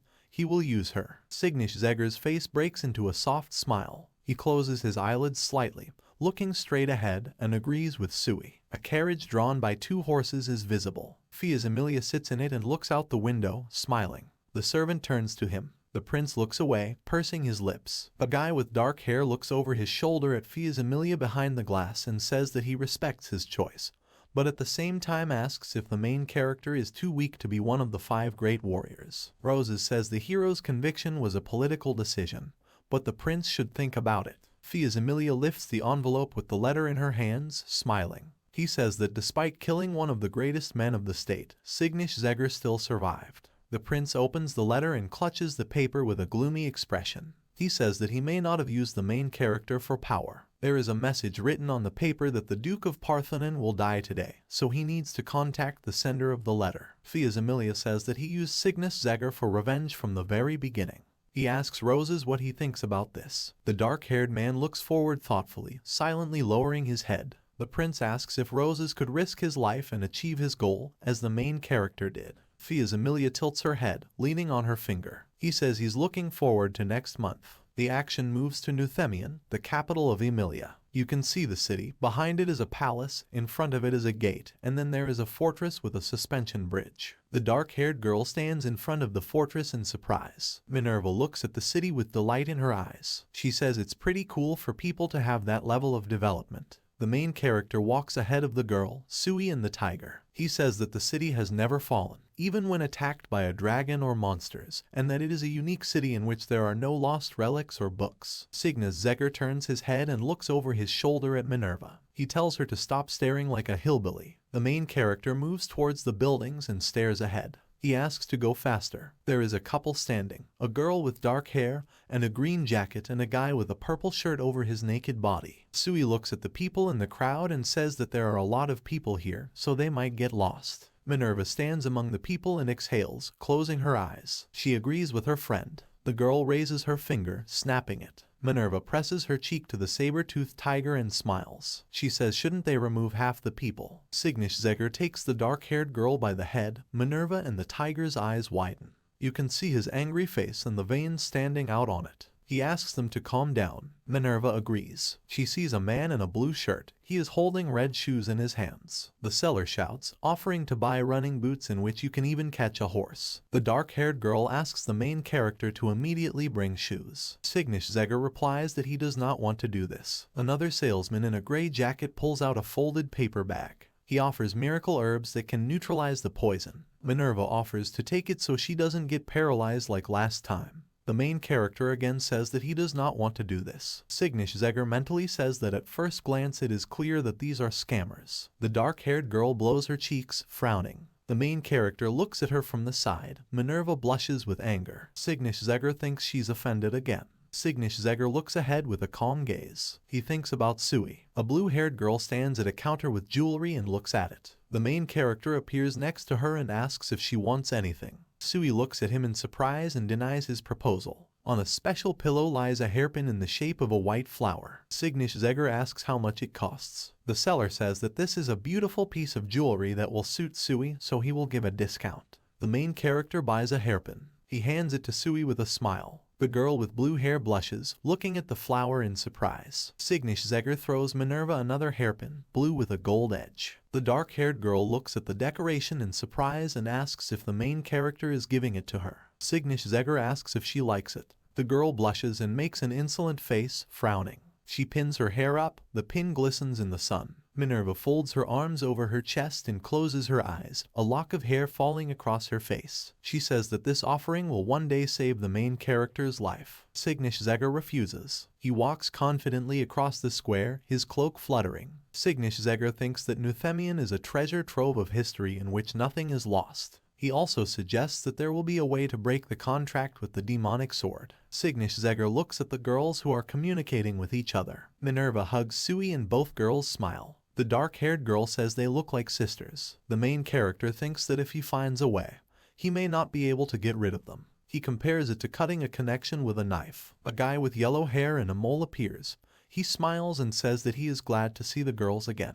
Minerva places her hands on her hips as she stands in front of Fia's Emilia and says that they are not interested in the human prince. Sui greets politely. Cygnus-Zegger approaches the prince, who raises a sly glance to him. The main character asks what he should do. Fia's Emilia explains that you just need to act as a royal investigator. The main character says that he has no knowledge in this area. A guy with yellow hair leans his face on his hand with a smile. He says he understands this and will simply borrow the name Cygnus-Zegger. The prince says that he wanted to begin the operation right now, but if this is the case, he needs to embellish the fear of all Emilia a little. The main character frowns with displeasure, looking to the side. Fia's Emilia winks, smiling, and looks at Cygnus-Zegger, hinting that fear must be associated with the warrior of condemnation. Minerva says she's looking forward to it. The guy with yellow hair raises his finger and points at the dark-haired girl standing next to him. He says she has good taste. The prince orders the main character to turn into a warrior of condemnation. He extends his hand in displeasure, gritting his teeth and frowning. A hall in the palace is visible. A woman with red hair holds a glass of wine in her hand and talks to a man in a green uniform. A guy with blonde combed hair sits in his chair and looks around worriedly, asking where Fia's Emilia is. He says that the prince can be unpleasant sometimes, but always respects manners. A man with a thick beard and blonde hair looks sternly in front of him. He says that it is unacceptable to humiliate a brother even in his absence. This is King Emilia, Winston Emilia. The king turns a stern look at Todris Emilia. The wrinkles on his forehead are visible. He says that it was Todris Emilia who destroyed the entire foundation he laid. Todris Emilia clenches his teeth in displeasure, his body shaking with anger. The eldest son's pride comes before his abilities. The younger one has only fun on his mind, and the daughter completely ran away from the palace under the pretext that it was not fun. You can see the mournful face of the king. Behind him is a guy with yellow hair and a blonde girl. Winston Emilia thinks that even if the whole world is in his hands, there will be no one to hand it over to. A doorman in a frock coat and monocle announces the arrival of the second prince of the kingdom of Emilia. Fia's Emilia appears, winking and smiling. His brother looks at him angrily. The chair next to the king is empty. Todris Emilia asks how his brother dared to come later than his father. The guy with yellow hair tilts his head, smiling awkwardly and grabbing the back of his head with his hand. He apologizes and says that he is late because he has brought an important guest. The king looks down at his son with interest. Fia's Emilia bows, putting down her hand and stepping aside. He wants to introduce the guest. Todris Emilia's face is distorted with anger. He frowns. Cygnus-Zegger slowly enters the hall, walking slowly. The prince announces that the evil and cruel Duke Parthenon was killed in the past. The guests look at Cygnus-Zegger in surprise. The main character appears wearing a mask over one eye and a white suit with a black cape. Fia's Emilia announces that this is Cygnus-Zegger, warrior of condemnation. Todris Emilia opens his mouth wide in a scream, his strong row of upper teeth visible. He asks the security to come. Todris Emilia points forward and frowns. He says to catch the killer of the nobles. The main character is surrounded by people. They all stare at the guy with white hair. Signisheger opens his mouth with a calm face. He says that he justifiably eliminated Duke Parthenon. Signisheger draws his sword from behind, his eyes shining blue. Blue traces of light appear around. Signisheger says there is no shame in doing righteous acts. The cunning eye of the main character is visible. People around are shielding their hands from the blue stripes of light. Signisheger runs past them, holding a blue sword. The main character grabs a man by the neck with his hand. He lifts it up. The man in the red jacket trembles. Signisheger introduces himself. He looks at the people around him with a cold gaze. He says that Emilia, His Majesty Winston Emilia, greets the sun. The king grins. Todris Emilia looks from the side in bewilderment. Winston Emilia bursts into loud laughter, closing his eyes. He looks closely at Signisheger. A red glint is visible in his eyes. He says it's no coincidence that the guy conquered the Parthenons single-handedly. The main character puts out his hand, driving away people in red uniforms. He orders everyone to stand down. There is a rumor that is common among many people. Todris Emilia grits his teeth and frowns, reasoning that the protagonist took the life of a corrupt nobleman who was harming the prestige of his country, and that his will is no different from his own. Fias Emilia smiles contentedly, closing her eyes. The Duke of Parthenon, who supported the first prince, had power comparable to that of a king. However, one fact should not be overlooked. The main character looks carefully from below at the king and the first principal. The top of this country has been won from the very beginning.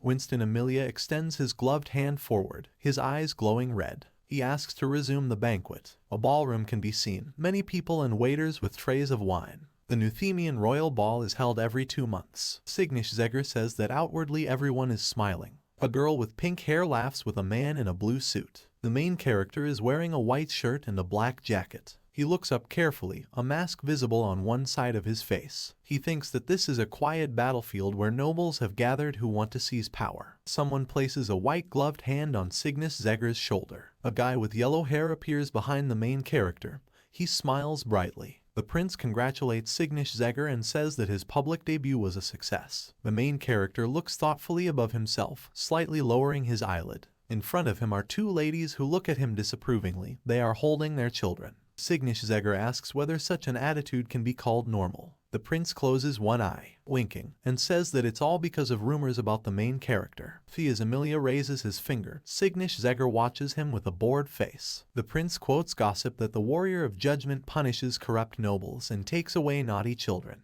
The main character says that he knows who is spreading such a rumor. Fias Emilia corrects that this means that the protagonist's feat was impressive. The figure of Signisheger can be seen against the background of a blazing fire. Fias Emilia says he hasn't been here for years, but the rumor still persists. The prince puts his hand to the side and tells the main character that this is just the beginning.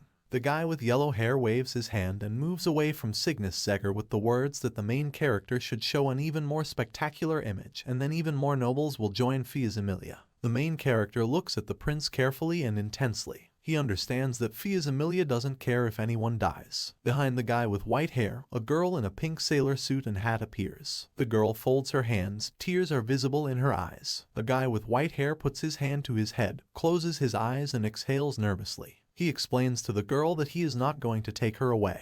The girl asks if this is true. She turns to the girl with red hair and the boy with red hair, smiling and saying that everything is fine. The children begin to shout joyfully that this is a real warrior of condemnation. They move closer to Signisheger, smiling joyfully and showering them with questions. Minerva appears opposite Signisheger. The children turn towards the stranger. She points her thumb at herself, a blush visible on her cheeks. The dark-haired girl says that this body's servant is annoying. The children surround Minerva, who folds her arms across her chest with a proud look. They ask her about the main character, and she says that he is her servant and that she knows him better than anyone else. The boy with green hair asks if it's true that if they do something really bad, Signisheger will take their heads. Minerva confirms his words. The main character raises his hand clenched in a fist, looking at the dark-haired girl, and says that this is exactly the case. Minerva smiles in bewilderment and widens her eyes. The dark-haired girl spreads her arms and runs, calling the children behind her. The main character exhales nervously and looks in their direction, saying that he does not understand children. A guy with white hair straightens the hem of his jacket and walks towards the white doors. He finds himself on the roof of the palace, in the glow of the crescent moon. Signish-Zegger throws his head up, turning his gaze to the starry sky, and says that it's hard for him. A girl with yellow hair and a necklace appears nearby. She asks if this is worse than dealing with monsters. A beautiful blonde woman in a purple dress is seen, leaning over, looking at the main character. Her name is Lorelei Emilia. She is Princess Emilia. The main character puts his hand to his chest, bowing his head in front of the girl. He introduces himself and greets her. Lorelei Emilia takes a step towards him, rustling the hem of her dress. She looks closely at Signish-Zegger, leaning forward towards him. The girl explains that she only came out because it became stuffy. She slowly moves away from him, ending up behind him. The girl says that the moon is beautiful today. Lorelei Emilia finds herself next to the door where a servant with blonde hair is standing. The girl asks why everyone is fixated on boring things. The main character asks what she means. Lorelei Emilia puts her hand on Signish-Zegger's chest and says that he understands everything. The blonde puts her hand on the main character's waist. A blush appears on her face. She invites Signish-Zegger to judge her tonight. Lorelei Emilia looks at Signish-Zegger with a sly look, smiling, and asks if this is fun. The protagonist bows his head gloomily, coldly answering that there is a rumor that the princess has affairs with all the men in Euphemion,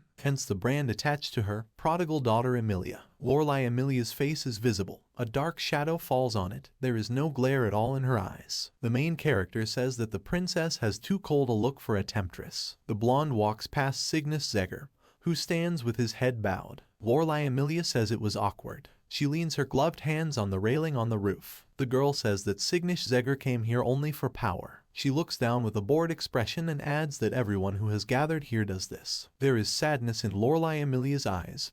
Her eyelids are half lowered. The main character notices that the princess doesn't particularly like this place. The girl stands straight, her mouth slightly open. She asks how a woman without power and without an inheritance behind her can like this place. The blonde turns to Signish-Zegger, her hair blowing in the wind. The main character takes a step. His shoes are visible. He says that if you are not happy with something, you can always leave or fight to the end. The guy with white hair moves away. Lorelei Emilia looks at him carefully. The main character turns his face to her, placing his hands on his sides. He asks if he is right or wrong. Lorelei Emilia tilts her face, closing her eyes and smiling. She says she wishes he was right. The girl turns her face to him. They find themselves in the hall. Lorelei Emilia says it was a pleasant conversation. The girl looks from the side, raising her head and smiling. She says she's looking forward to talking to him in bed. The doors to the balcony close, revealing the silhouette of the main character behind them. The guy with white hair silently looks at the city. He leans his hands on the railing of the balcony and thinks about the prodigal daughter Emilia. A scream is heard outside the door in the corridor. Minerva furrows her brows and screams, waving her hands. The main character pulls the girl's hair with a comically evil look. He says he warned her not to go out. Minerva shouts that he cannot give orders. Sui stands with a downcast face, on which a shadow falls. She says Signish-Zegger was with another woman.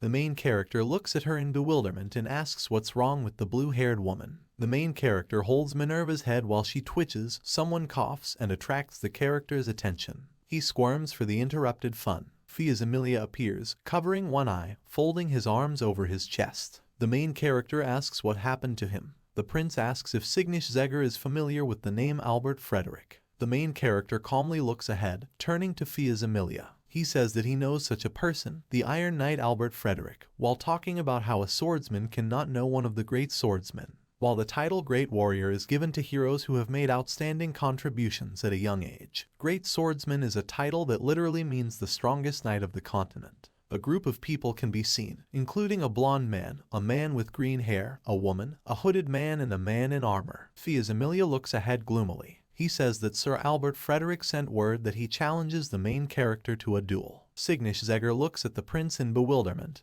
his pupils narrowing. The main character lowers his face, a thick shadow falls on him, and he turns to his companions. A guy with white hair begins to run towards the window, ordering the girls to do the same. Fia's Emilia puts her hand forward and asks the guy to stop. The main character turns over his shoulder, displeasedly declaring that he has nothing to wait for since his life is under threat. The guy with yellow hair frowns and closes his eyes. The prince says that a duel is one thing, but there is something else he wanted to ask. The main character looks carefully at Fia's Emilia, frowning.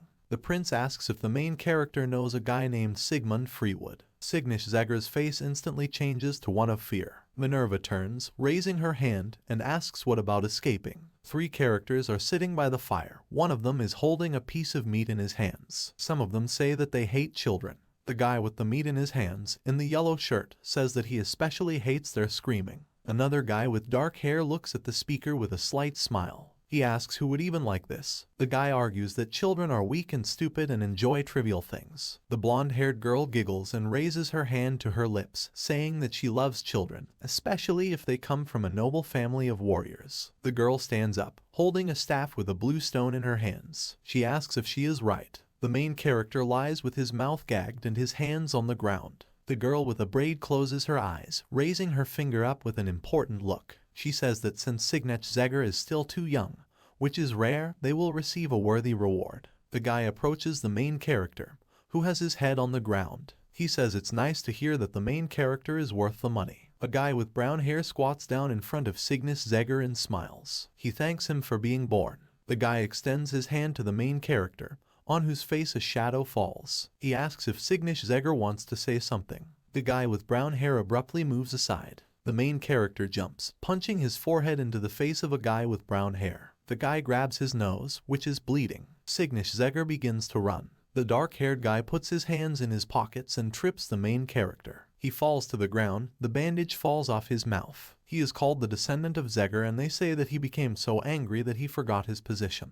A guy with dark hair looks at the main character from the side. He tells him not to let his guard down because he doesn't know where he'll end up. Signish Zegger says that he will kill the enemy. A guy with dark hair sparkles his eyes and looks at him in bewilderment. The eyes of the main character are filled with hatred. He repeats that one day he will end them. The main character gets kicked in the stomach. A guy with dark hair looks down at Signish Zegger with cruelty, trampling him with his foot. He asks how the protagonist plans to kill them. He says that as soon as someone showed kindness to Signish Zegger, he began to follow him everywhere. At this moment, another guy with brown hair sits holding his beaten nose. A girl with a braid with a slight blush on her face looks at the main character. The dark-haired guy continues to say that a helpless child like Signish Zegger can do nothing but stare with hatred. The guy kicks the main character into the ground, his face bleeding. The enemy leans towards him. A shadow falls on his face. He asks what the main character will say to this. Someone's voice asks if he can do more than Signish Zegger. A guy with brown hair raises his head up with a worried look. A figure in a cloak and with a sword in his hand falls from above. A man strikes. The blades of weapons cross. The stranger jumps away from the guy in armor. People rise from their seats, looking intensely at the man in the cloak. They ask who he is. A guy with turquoise hair is clutching his chest, a lollipop glistening in his mouth. He says that he spent several days tracking the Parthenon's tame dogs. The guy takes off his cloak, showing his thick hair gathered in a ponytail.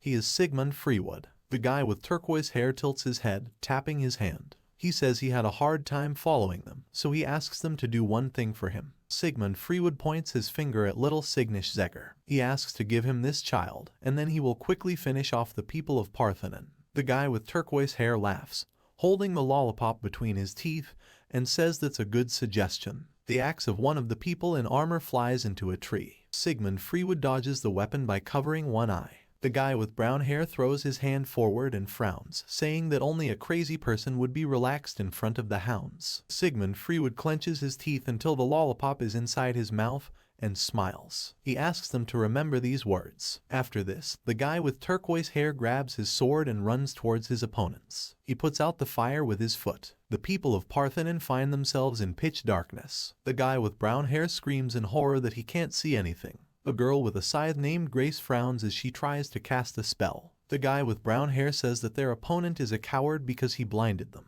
The figure of Sigmund Freewood appears nearby, his eye glowing. He strikes quickly, blood splashes in different directions. Grace holds up the glowing sphere with a smile. Her partner notices the dead body of a guy with brown hair. Sigmund Freewood repositions the lollipop, blood visible on his cheek. He says it's a boring death for a hunting dog. A guy with brown hair shouts that he will kill Sigmund Freewood and asks Grace to cover him. He runs with frantic horror in his face, swinging his sword. His swift blows cut the air. Sigmund Freewood calmly parries attacks with one eye closed. Their blows intersect, sparks fly everywhere. The dark sword and the light sword cross. A guy with turquoise hair displeasedly bites a lollipop and asks how he can relax. His opponent with brown hair frowns, clenching his teeth and pressing with his sword. Sigmund Freewood's blow lands right in the enemy's face. The guy with turquoise hair clenches his hand into a fist and swings it. He hits the guy right on the chin. Blood sprays from his mouth. Sigmund Freewood knocks down his opponent with a broken face. A guy with turquoise hair calmly looks at the corpse of a guy with brown hair. He closes his eyes and places his sword on his shoulder, saying it's time to end this. He turns his gaze to the side, towards the source of light. A sharp explosion and a ball of fire are visible. Grace emerges from it with a pentagram. She sees the enemy's silhouette through the flames and wonders if it worked.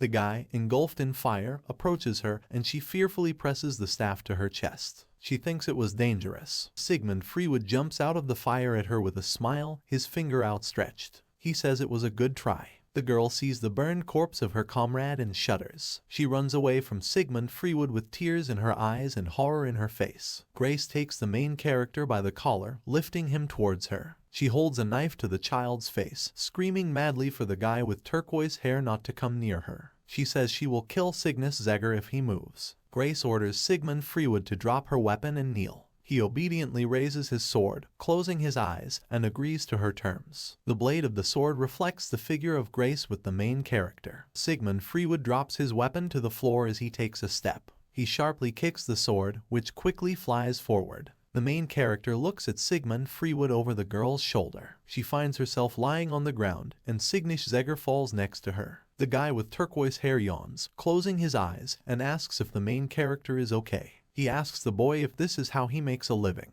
Cygnus Zegger cuts the ropes with a knife. He touches his shoulder as he turns away and says he's been through worse. Sigmund Freewood says with a smile that he is an amazing guy. The guy with turquoise hair strokes little Cygnus Zegger's hair. He introduces himself again by name and says that he is a mercenary. The boy also says his name and thanks for saving him. Sigmund Freewood raises his hand, turning his back to the main character, and says that later Cygnus Zegger will repay him doubly. The main character looks at him in surprise. Sigmund Freewood picks up the sword, inspecting it, and says that this is his motto. The guy puts the weapon on his shoulder, looking at the main character with a smile, and says that mercy will double, and insult will return tenfold. The Shadow Sword card appears. It is a heavy sword that emits dark light. The 9th sword from the White Sword series by Master Felt Neberin, originally included in the set with the Knight Shield. A year passes. Vegetables and meat are strung on skewers near the fire. Sigmund Freewood takes one of the chopsticks in his hands, steam emanating from the meat. The guy with turquoise hair says he didn't expect anything worthwhile,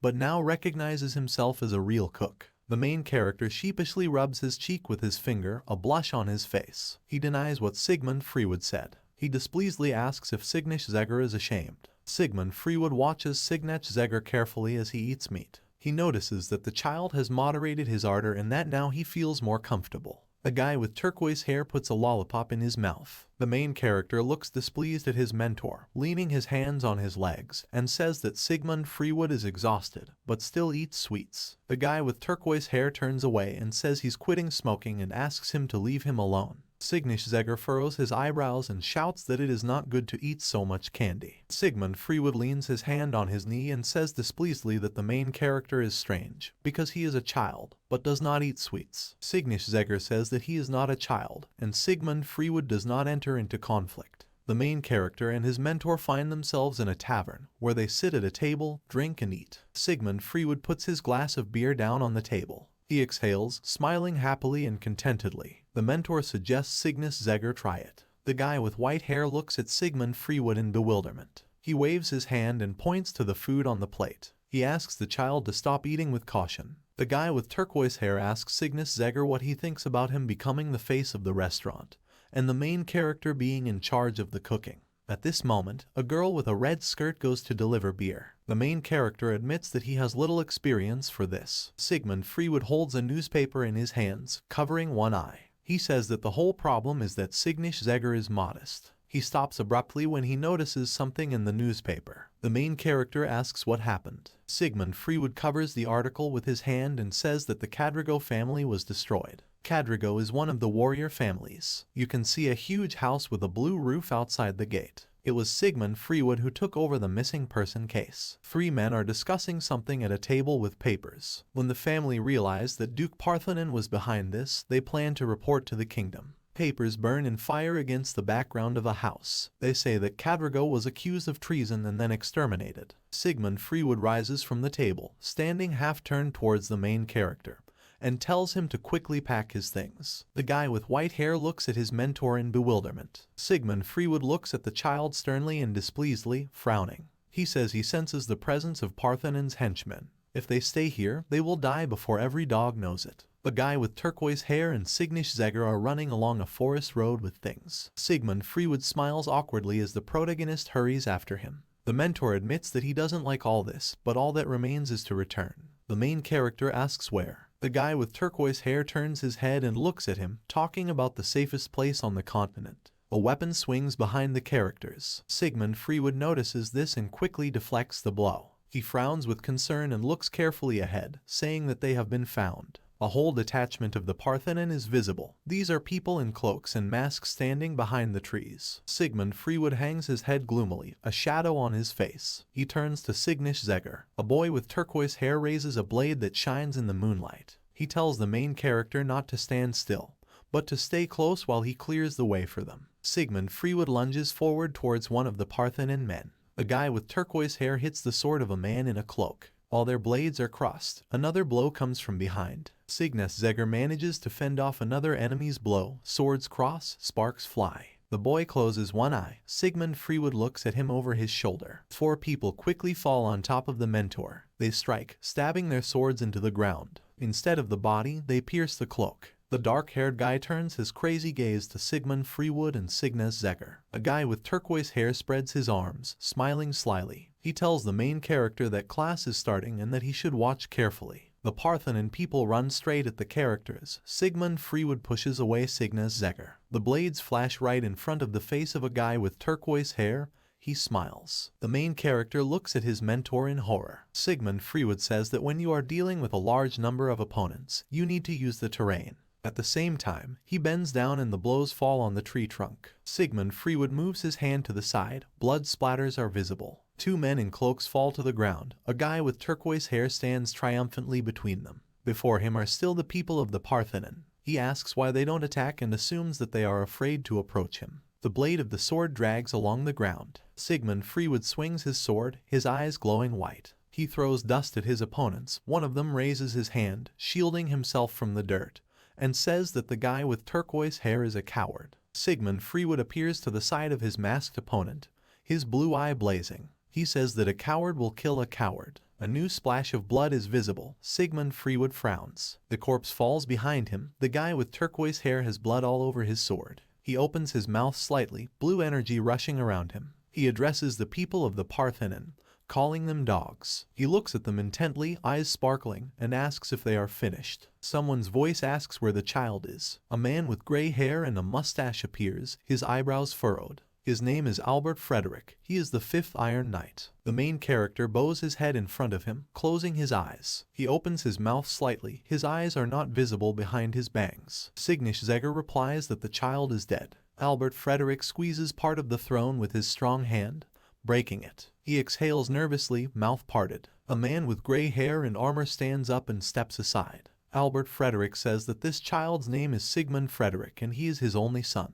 The main character looks down in surprise, lowering his head. Albert Frederick turns his head, looking at Signish Zegger over his shoulder. He says that Signish Zegger was going to return to his family to oppose the Parthenon. Albert Frederick takes a few steps around the living room. He asks Signish Zegger why his son is dead. The man with gray hair furrows his eyebrows and looks down at Signish Zegger. He asks if the main character is going to answer. The guy with white hair asks for forgiveness. He opens his mouth and a shadow falls on his eyes. Signish Zegger raises his face, looking carefully at his interlocutor. He asks to see what Sigmund Freewood's life was like with him. Albert Frederick looks at the main character, his eyes glowing green. He says he has conditions. A man with gray hair frowns, wrinkles appear on his face. He says he doesn't want his son's life to be worthless. A crowd of people sits around an arena near which there are weapons. A blonde in a brown dress talks to a guy in a blue cap and says that, be that as it may, Sir Albert Frederick is no one's rival. Her interlocutor suggests that this could be a lone warrior. Someone bets the amount at the bar on Albert Frederick's winnings. People are crowding below. 3 chairs have been prepared on top, on which members of the royal family are sitting. A guy with yellow hair and a guy with combed hair. Todris Emilia furrows her brows as she watches the arena carefully, and says that they have a lot of free time. His brother, Fias Emilia, lifts his head and smiles widely, declaring that there is no reason to frown on a day like today. Todris Emilia turns her gaze to her brother, frowning and gritting her teeth. He says the guy with yellow hair is acting arrogant. The king orders them to be quiet. Todris Emilia turns her head towards her father's voice. Fias Emilia leans in. Winston Emilia, a man with a blonde beard, appears, accompanied by 2 servants. He sits down in his chair, resting his hands on the armrests. The king turns his blue eyes to the side. He sees a peony flower on one of the empty chairs and says that Lorelei Emilia is also not here today. Winston Emilia says that she has not appeared in public for a long time and is thinking about calling her daughter. He waves his hand sharply and with a calm face says that he shouldn't, because now there is something more important. A man in a red jacket and with a hat on his head spreads his arms to the sides. On both sides of him is the main character and his opponent. The man in the jacket represents the pride of their country, Emilius Sir Albert Frederick, the Iron Knight who in his time dealt with the worst duke in the whole country. A man in armor appears, with an iron mask on his face, only his green eye is visible. The main character comes out, his blue eye shining coldly. The man in the jacket says that Albert Frederick will fight Cygnus Zegger, the champion of condemnation.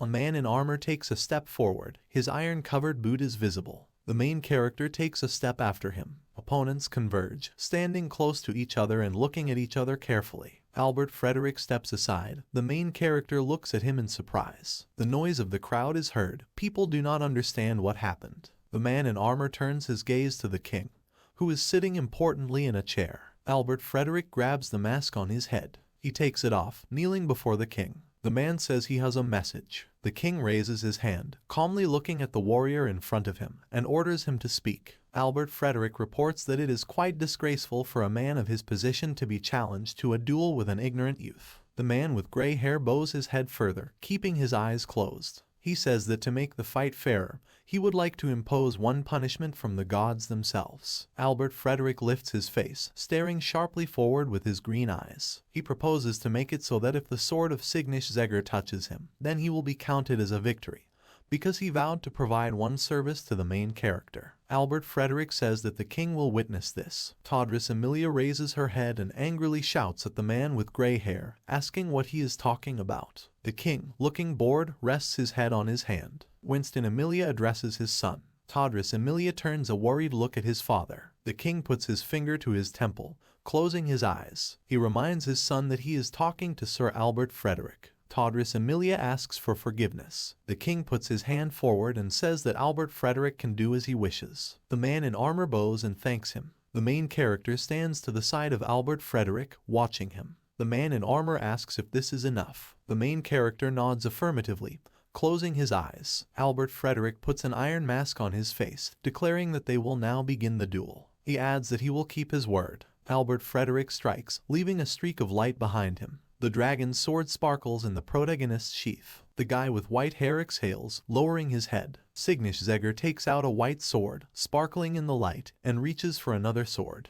A girl with blue hair holds a small tiger cub in her arms and turns her head. The main character says that this time he will need Sui's help. Cygnus Zegger scratches his cheek with his finger, smiling awkwardly. He starts to say something, but Sui interrupts him, agreeing. The girl clenches her hands into fists, looking at the main character with a determined look. She says that she will be with Cygnus Zegger until the end. The main character smiles joyfully, looking at the girl with blue hair sparkling with happiness. Cygnus Zegger thanks her. Minerva is nearby carefully watching them. She purses her lips in offense, frowning displeasedly. The main character puts his weapon forward, eyes sparkling, and asks Sui to take care of him. An icy swirl forms at the tip of the blade. The main character raises his sword behind his back, his eyes sparkling madly. Cygnus Zegger strikes, and a long block of ice spreads out behind him. Albert Frederick parries the blow with a long shield with a cross on it. He pulls his shield back, lunging. A whirlwind forms in front of the armored man's face. The main character finds himself very close to the enemy. His sword sparkles with a red shine. Cygnus Zegger's face darkens, revealing only glowing eyes and streaks of light in the air left by the weapon. Albert Frederick reflects the blow. A spark flies between the characters. The main character covers his face with a cloak, and a blue aura forms around him. It hits the armored man's shield directly. Red and blue energies emanate from Signish Zegger's eyes. It unleashes a multicolored whirlwind directly at the enemy. The light blinds Albert Frederick. His green eye is visible through the stream of glow. The main character jumps up, raising his sword to strike, strong streams of energy emanating from his body. Albert Frederick turns sideways. A streak of light is in front of him. Signish Zegger's face is visible. He is gritting his teeth. His hair is flying. The main character finds himself directly in front of the enemy in one jump. He hits it, flipping in the air and flashing his red eyes. The man in armor raises his head and looks from the side, saying that this is excellent. The main character strikes from above. Albert Frederick defends himself with a shield. Signish Zegger's face is visible in anger. He frowns and clenches his teeth. A blinding flash of light appears in front of Signish Zegger's face. Albert Frederick forms a black column of energy, destroying the stone wall. The main character flies straight into the stone ruins. His face is covered in blood. Albert Frederick looks at him through his mask. His eyes sparkling through the darkness behind his mask. He says that's all. The Javeus sword card appears. This is the national treasure of Emilia, which can only be owned by the most distinguished knights. The sword emits a multicolored aura. It was originally given by King Winston Emilia to Albert Frederick, the strongest knight of Emilia. Albert Frederick stands jubilantly in the middle of the battlefield, the crowd behind him cheering. The main character lies on the ground, gritting his teeth in pain. A round shadow appears above him. He opens one eye. The dark silhouette of Minerva is visible with an umbrella over her head. She says it's never too late and asks him to use her. A girl with dark hair reaches out her hand to him, her eyes glowing with a purple glow. She says that he can accept God at any time.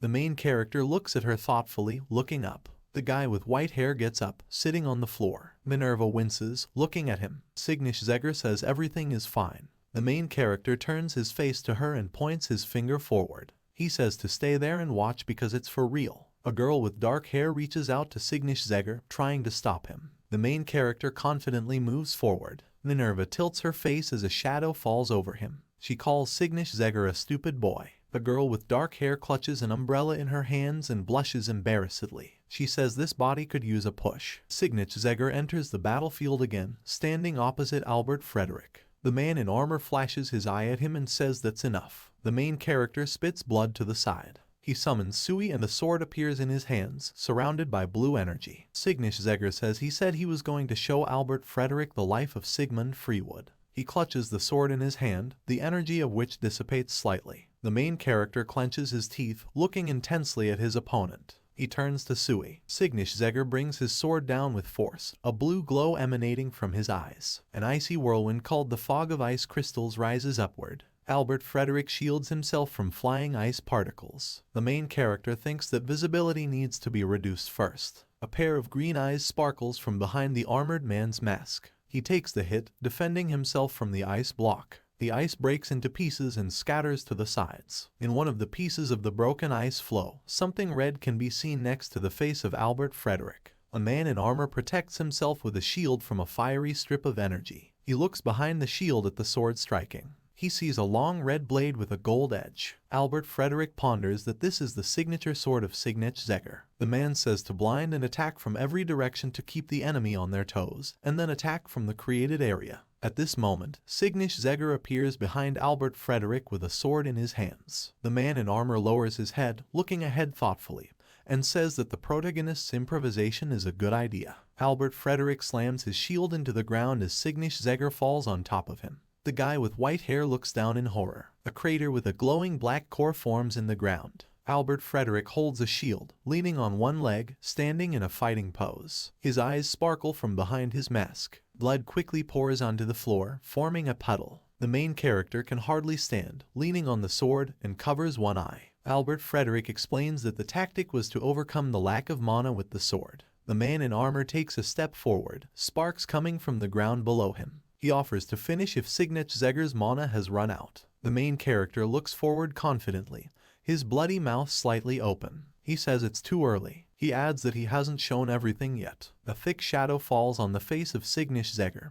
He holds onto the sword, raising it. The sword acquires a golden glow. The main character holds it with both hands, activating the vision of Signish Zegger. He then uses an explosion, causing the ground under his feet to crack. Signish Zegger quickly runs forward, approaching the enemy. A man in armor puts his sword forward. The main character rushes straight to the point of the weapon, calmly looking at Albert Frederick. A splash of blood and the dark figure of a warrior can be seen. Albert Frederick looks at him with his green eyes in bewilderment. The main character clenches the blade of his sword, gritting his teeth and frowning. He punches the armored man straight in the face. The mask flies off, twisting in the air. The protagonist's sword passes a few centimeters from the gray-haired man's face. The main character closes one eye, looking sternly at the enemy and releasing the sword from his hands. Albert Frederick carefully watches the movements of Signich and thinks that he has lowered his sword and that he needs to be on his guard. The main character's sword pierces the ground. A blue glow emanates from it. Albert Frederick's body begins to become covered with ice. He looks down in horror. The man with gray hair sparkles with green eyes, silently watching. He realizes that the protagonist attacked to freeze the earth. The main character pushes off the ground with his foot. He flies up, still holding Albert Frederick's sword in his hand. He asks to look at him. A man with gray hair looks up. He thinks about what this child is showing. The main character turns over in the air, and the figure of Sigmund Freewood appears behind him. Albert Frederick says he was a smart guy. The main character strikes, blood splashes and sparks are visible. Signich pushes off Albert Frederick, who falls backwards. The main character turns over in the air. He makes a circle around himself and flies off to the side. Signich lies on the floor in front of Albert Frederick. The ice is melting. Minerva smiles hysterically, eyes wide. Fias Emilia opens her mouth in surprise. Todris Emilia frowns, looking ahead. The crowd cheers, raising their hands in the air. Albert Frederick stands with his head thrown back, his nose bleeding. The king begins to applaud, folding his gloved hands. He looks at the battlefield with a smile and says that although Sir Albert Frederick won,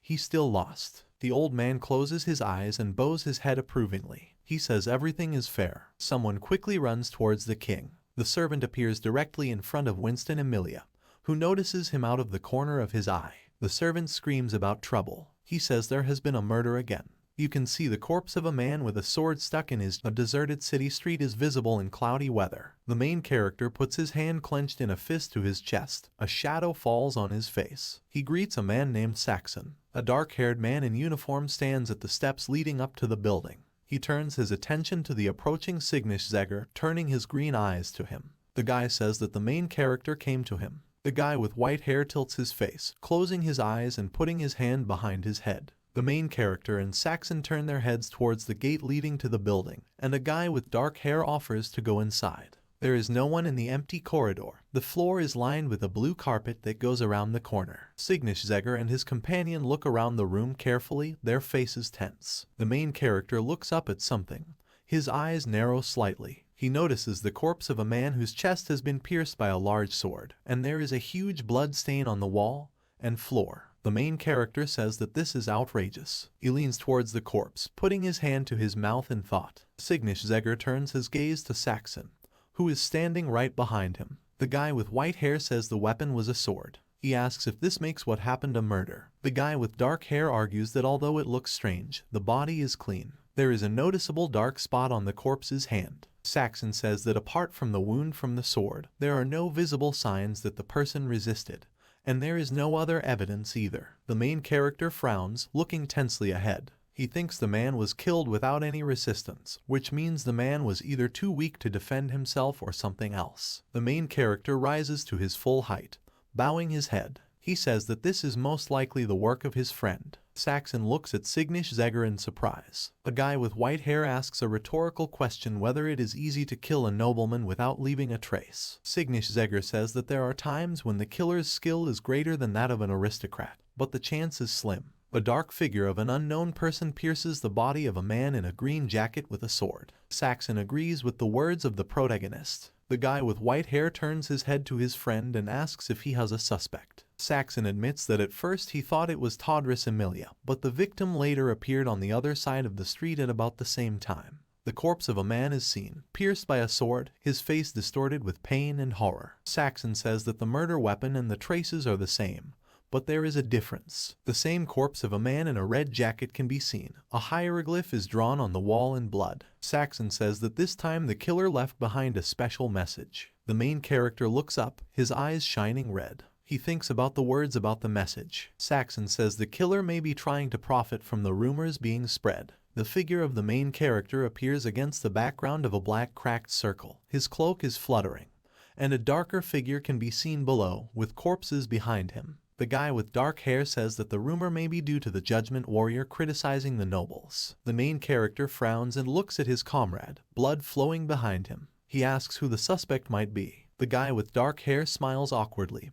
remembering the winking Fia's Emilia. Signish-Zegger carefully watches Saxon, turning her head towards him. The guy with dark hair says that at the moment there is a noble faction that is not affected by this. Saxon turns his tense face to the main character, frowning. He calls these people apostates who have withdrawn their support. A guy with dark hair walks down the corridor of a luxurious building, behind Signish-Zegger. Saxon knocks on the white door, addressing Jamie Alestro. The door opens slightly, and a man with a dark beard and mustache appears behind it. He has a scar on his face, his hair is cut short, and he is wearing a blue uniform. The man asks what happened. Jamie Alestro notices the main character at his side, intensely peering into his face. A man with a beard turns his head towards him. On either side of him are the main character and Saxon.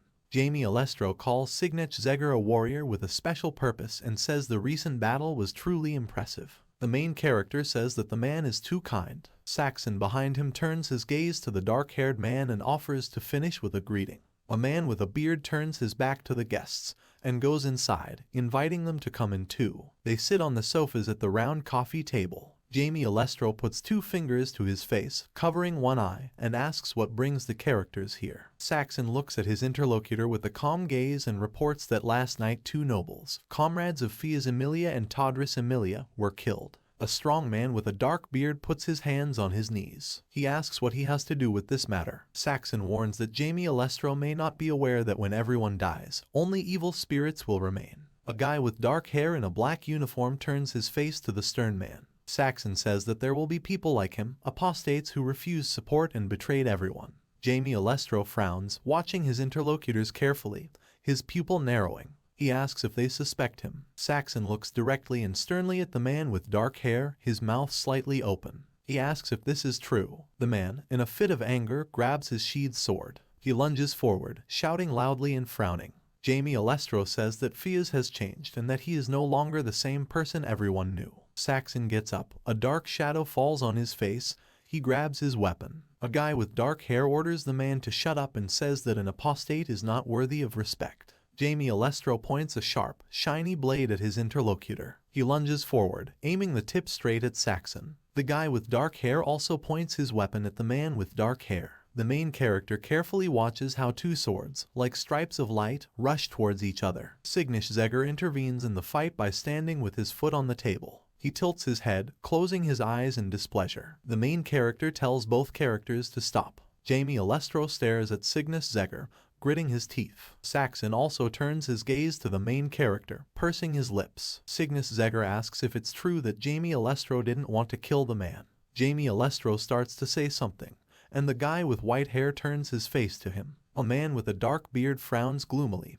Dissatisfied wrinkles appear on his face. The main character asks if Jamie Alestro was Fia's Emilia's puppet. Signish-Zegger looks at his interlocutor coldly. His eyes sparkle blue. In the window you can see the figure of a guy with white hair. He reaches his hand towards the ring on the door. Signish-Zegger exhales tensely, closing his eyes, and says that he has returned. He is greeted by a girl with dark hair and a girl with blue hair, as well as a tiger. Sui smiles happily as she greets the main character. The guy with white hair smiles back, tilting his head slightly. He asks if they were waiting for him. Sui extends her hand forward. A blush is visible on her face.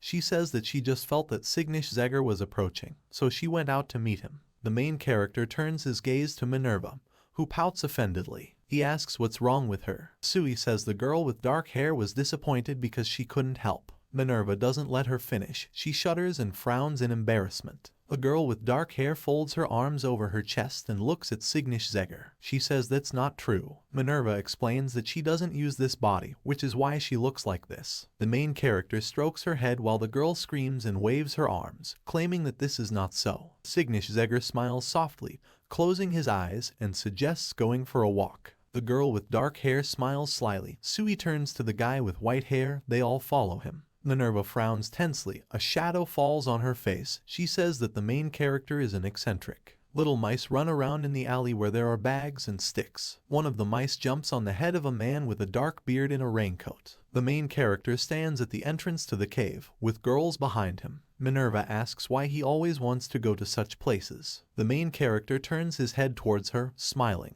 He says that here you can only see the real thing. He waves his cloak and goes deeper into the cave, going down there with the girls, inviting them to follow him. Chest and a streak of blood on the wall. The main character, a girl with blue hair and a girl in a dark dress, are walking through the sewer. Minerva steps with her boot into a puddle, splashing the water. She raises her hands, tensing her fingers, and fearfully asks where Cygnus-Zegr is going. The guy turns his face to her and begins to answer, when suddenly a knife flies at him. Cygnus-Zegr grabs the blade with his fingers a few seconds before the blow. Sui runs towards him worriedly, holding his hand to his chest. The main character says that this is a rather rude way to say hello. A troop of warriors appears in front of him, led by a man with a brown headband. He points his gun at Cygnus-Zegr and asks who he is. The main character tilts his face, calmly looking at the warriors. He says that he came on business and asks where the guild master is. The guy with the headband frowns and raises his dagger, ordering Cygnus-Zegr to shut up and get out of here. A guy with white hair raises his hand with a knife caught between his fingers. He says he is not here to fight them.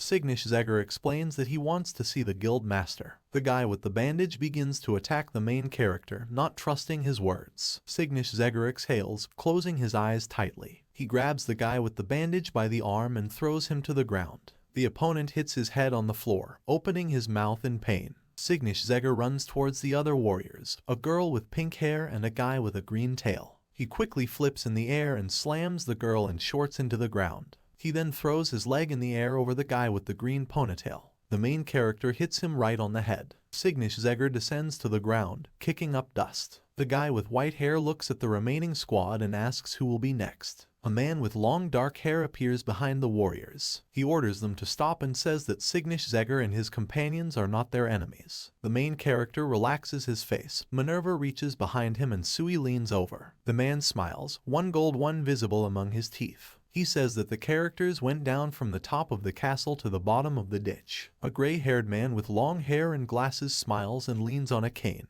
This is the guild master, Arthur. He welcomes travelers to the underground guild and says that this is their source of information about everything that is underground. The steps of the stairs leading to the door are visible. Arthur sits at the table in front of an open book. Cygnus-Zegr and the girls sit on opposite sides of the long table. Arthur touches the book with his hand and asks how long ago it was. The main character closes his eyes, calmly answering that 5 years have passed since the plans for the Parthenon. Arthur tenses his eyebrows, parting his mouth, and says that 5 years is enough for a person to improve. The main character tilts his head while Minerva reaches her hands towards the cakes. Cygnus-Zegr says he's not sure if anything has changed or not. Arthur asks the girl if she is sure she wants to eat it. A dark-haired girl eats a cake. There are crumbs on her face. She asks what exactly to eat. They wish her bon appetit. The main character raises his hand, looking for something under the cape. He wants to tell you why he came. The guy with white hair takes out some newsprint and says he wants to buy information about the people mentioned in the article.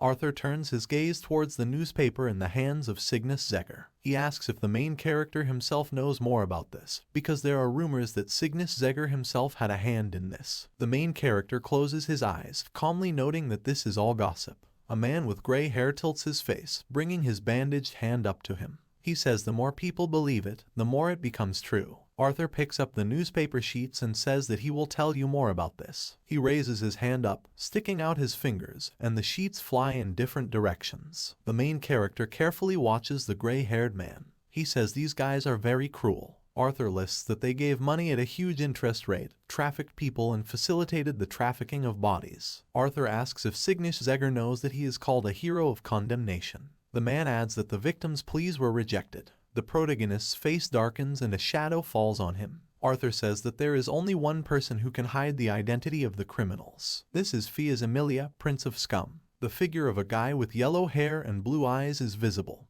He smiles slyly, sitting in a chair. Arthur says that after the actions of Prince Cygnus-Zegr became the hope of the powerless when Albert Frederick himself was defeated. There are memories of how the main character stood next to Fias Emilia, then the way Cygnus-Zegr strikes the opponent. The main character mutters something gloomily. A vein appears on his face. He says this is what a puppet should be like. The main character raises the newspaper in his hands, turning his face to Arthur, and asks who, in his opinion, is the culprit of this matter. A man with gray hair thoughtfully raises his hand to his mouth. Behind him appears the image of a guy with short yellow hair wearing a green cloak. Arthur says that if it is not Todris Emilia or Fias Emilia, then the Wandering Frigid, the third prince, is the most likely candidate. The main character looks carefully at his interlocutor. Getting up from his seat, he thanks Arthur. A man with long hair asks if the main character is leaving already. Signish Zegger turns around. The girls are walking behind him. Minerva is eating cakes. The main character says that he finally knows where to move next. A man with gray hair folds his hands. Someone in a cloak appears next to him.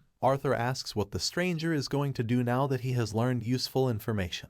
The stranger says that Signish Zegger is an obstacle to the future of this country. The green eye of a man in a cloak can be seen. He says that he will get rid of the main character at night. A tall tower appears with a coat of arms on it. The main character is sleeping in bed with one hand on the bed. Someone sneaks into his room, walking on tiptoes. The man in the cloak ends up right next to Signish Zegger's bed. He raises his sword, pointing the blade towards the main character. A man with blue hair appears from behind the door. He sharply deflects the blow with his sword, crossing weapons with an unknown opponent. The guy with blue hair frowns as he peeks out from behind the sword and says he was right in thinking that the killer would come today. The main character appears from under the cloak of a guy with blue hair. The unknown man in the cape puts his weapon forward in bewilderment. The main character strikes, their swords sparkle. Signish Zegger looks attentively at the enemy, blue eyes flashing. He thinks that the cut is shallow and that the stranger managed to dodge. A guy with blue hair approaches the main character and asks if they are done. He also says that there is no further way. The stranger jumps, lifting his feet off the ground. He jumps out the window, leaving Signish Zegger and the guy with blue hair alone in the room.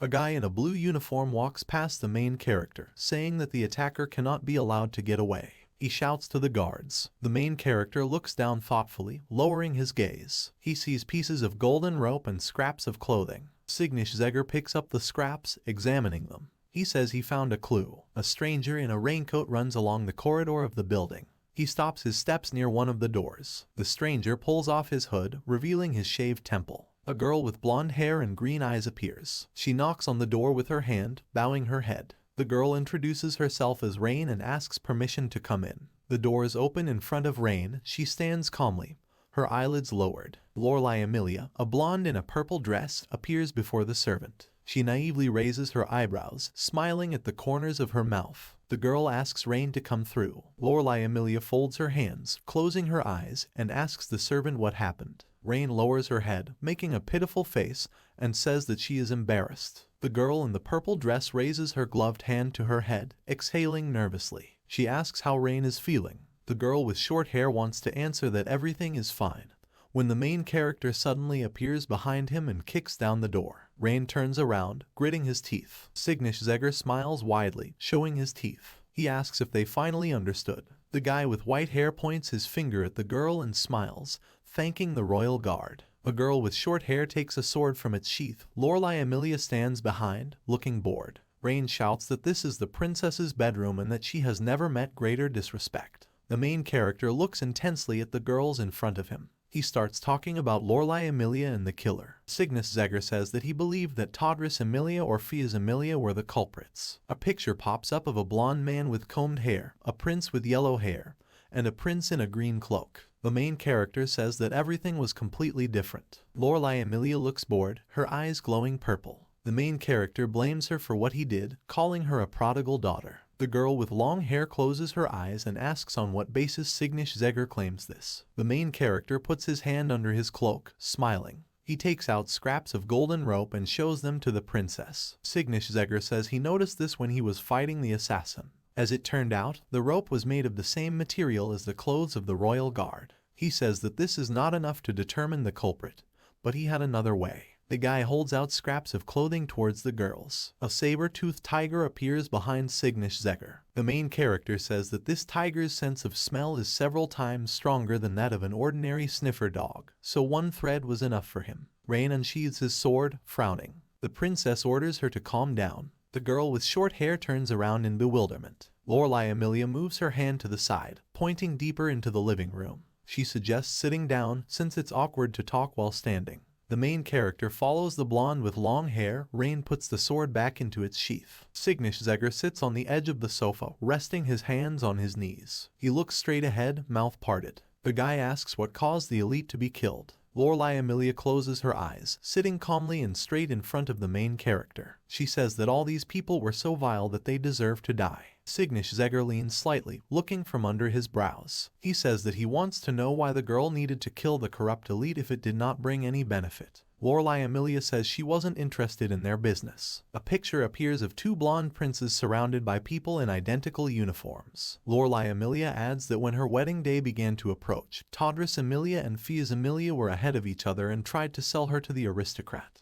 The image of the princess is visible in a white glow. Lorelei Amelia grits her teeth as the vines curl around her. She says the brothers didn't care about age or corruption. They wanted to sell it to the one who would give the most power, who was more influential, because only such people mattered to them. Lorelei Amelia is sitting in a pink dress, with hands reaching out to her from all sides. The main character asks if the king left it just like that. The girl clutches her purple dress with her hands and talks thoughtfully about her father. She explains that for them, strength is a tool, and the strongest have everything. Winston Amelia sits on his throne.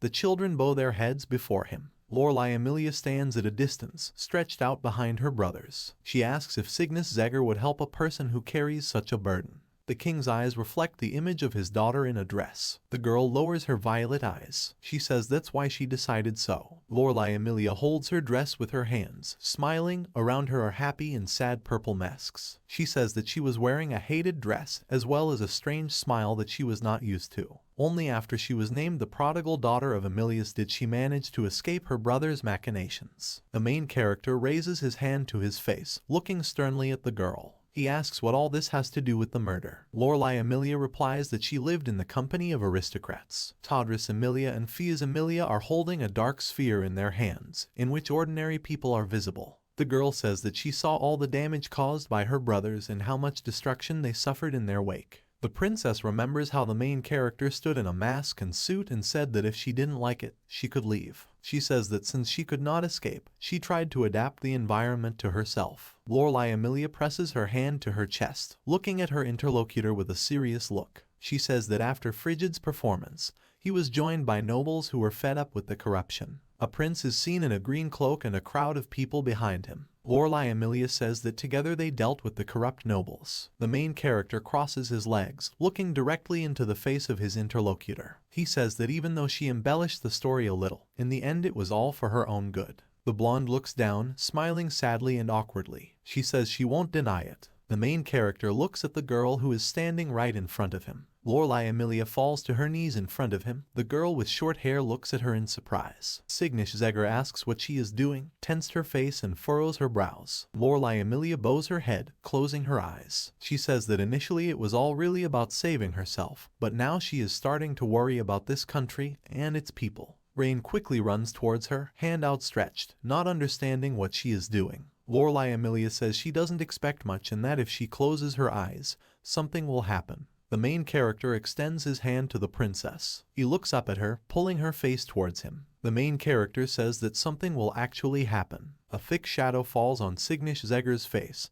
He smiles and begins to say something. He is abruptly interrupted by a crowd of servants who burst into the palace. The guy with dark hair raises his hand and asks them to stop. Two forces, green and red, are crossed. Rain and the main character fight with swords. They stand opposite each other. Lorelei Amelia stands behind the girl with short hair. The main character turns his head to the guy with dark hair and says that they arrived later than he expected. The servant says that, on the contrary, they ran as fast as they could. He asks that they be allowed to continue to act on their own. The guy with dark hair puts his sword aside and looks at Rain and the princess. He says they are under arrest for murdering aristocrats. Lorelei Amelia looks arrogantly, her eyelids slightly lowered. The main character stands at a blue door, flanked by guards. Signishzegger is approaching. Guards are blocking his way. A guy with brown hair looks carefully at the main character and asks for what purpose he came. The main character looks away with a calm look. He says it's an ordinary visit. The doorman grants him the right of passage by extending his hand. He says that long conversations are prohibited and asks the guy with white hair to go inside. In the room, a blonde girl in a purple dress is sitting on the floor. The main character slowly approaches Lorelei Amelia from behind. He He looks at the girl, who sits silently without turning to him.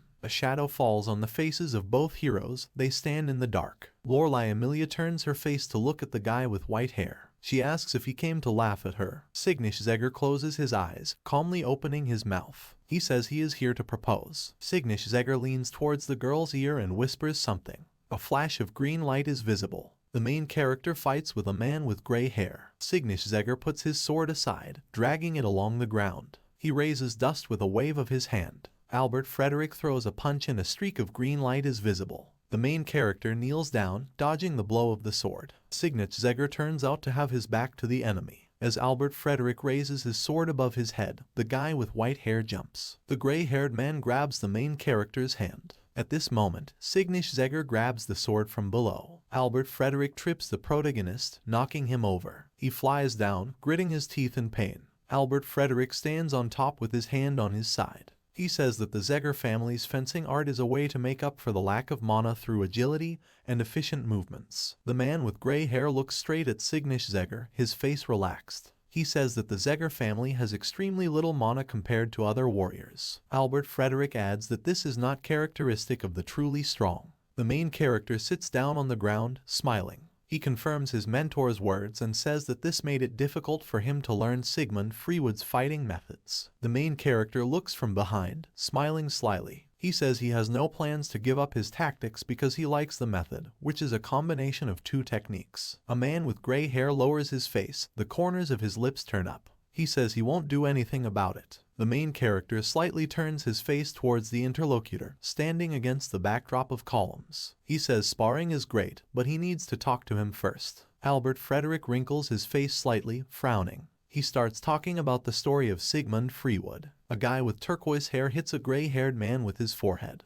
Albert Frederick grabs his face with his hand and swings his sword. Sigmund Freewood falls to the ground, gritting his teeth. A man with gray hair screams at him, his nose bleeding. He says that the guy with turquoise hair shamefully cut him. Albert Frederick asks how he can call himself a knight of House Frederick. Albert Frederick smiles slyly, closing one eye. He says that no one cares about manners in a fight and that winning is all that matters. The white-haired man rises into a fighting stance. He says that Sigmund Freewood was planning to leave the family business. The guy with turquoise hair says that's enough for him. Sigmund Freewood looks at his sword glistening in the sun and enthusiastically asks if he will receive the promised shadow. Albert Frederick calmly looks at the sun. He brings his hand to his lips, closing his eyes. The gray-haired man says that he has learned enough that Sigmund Freewood died defending Signish-Zegger, and that he has inherited his will. At this moment, the figure of his mentor with turquoise hair appears behind the main character. Albert Frederick raises his hand, looking judiciously at Signish-Zegger. He says that it is worth talking about the wish that he promised to fulfill if the main character fulfills the bet. He asks what the guy with white hair wants. Albert Frederick warns that even if he has to be asked to work under Fia's Amelia,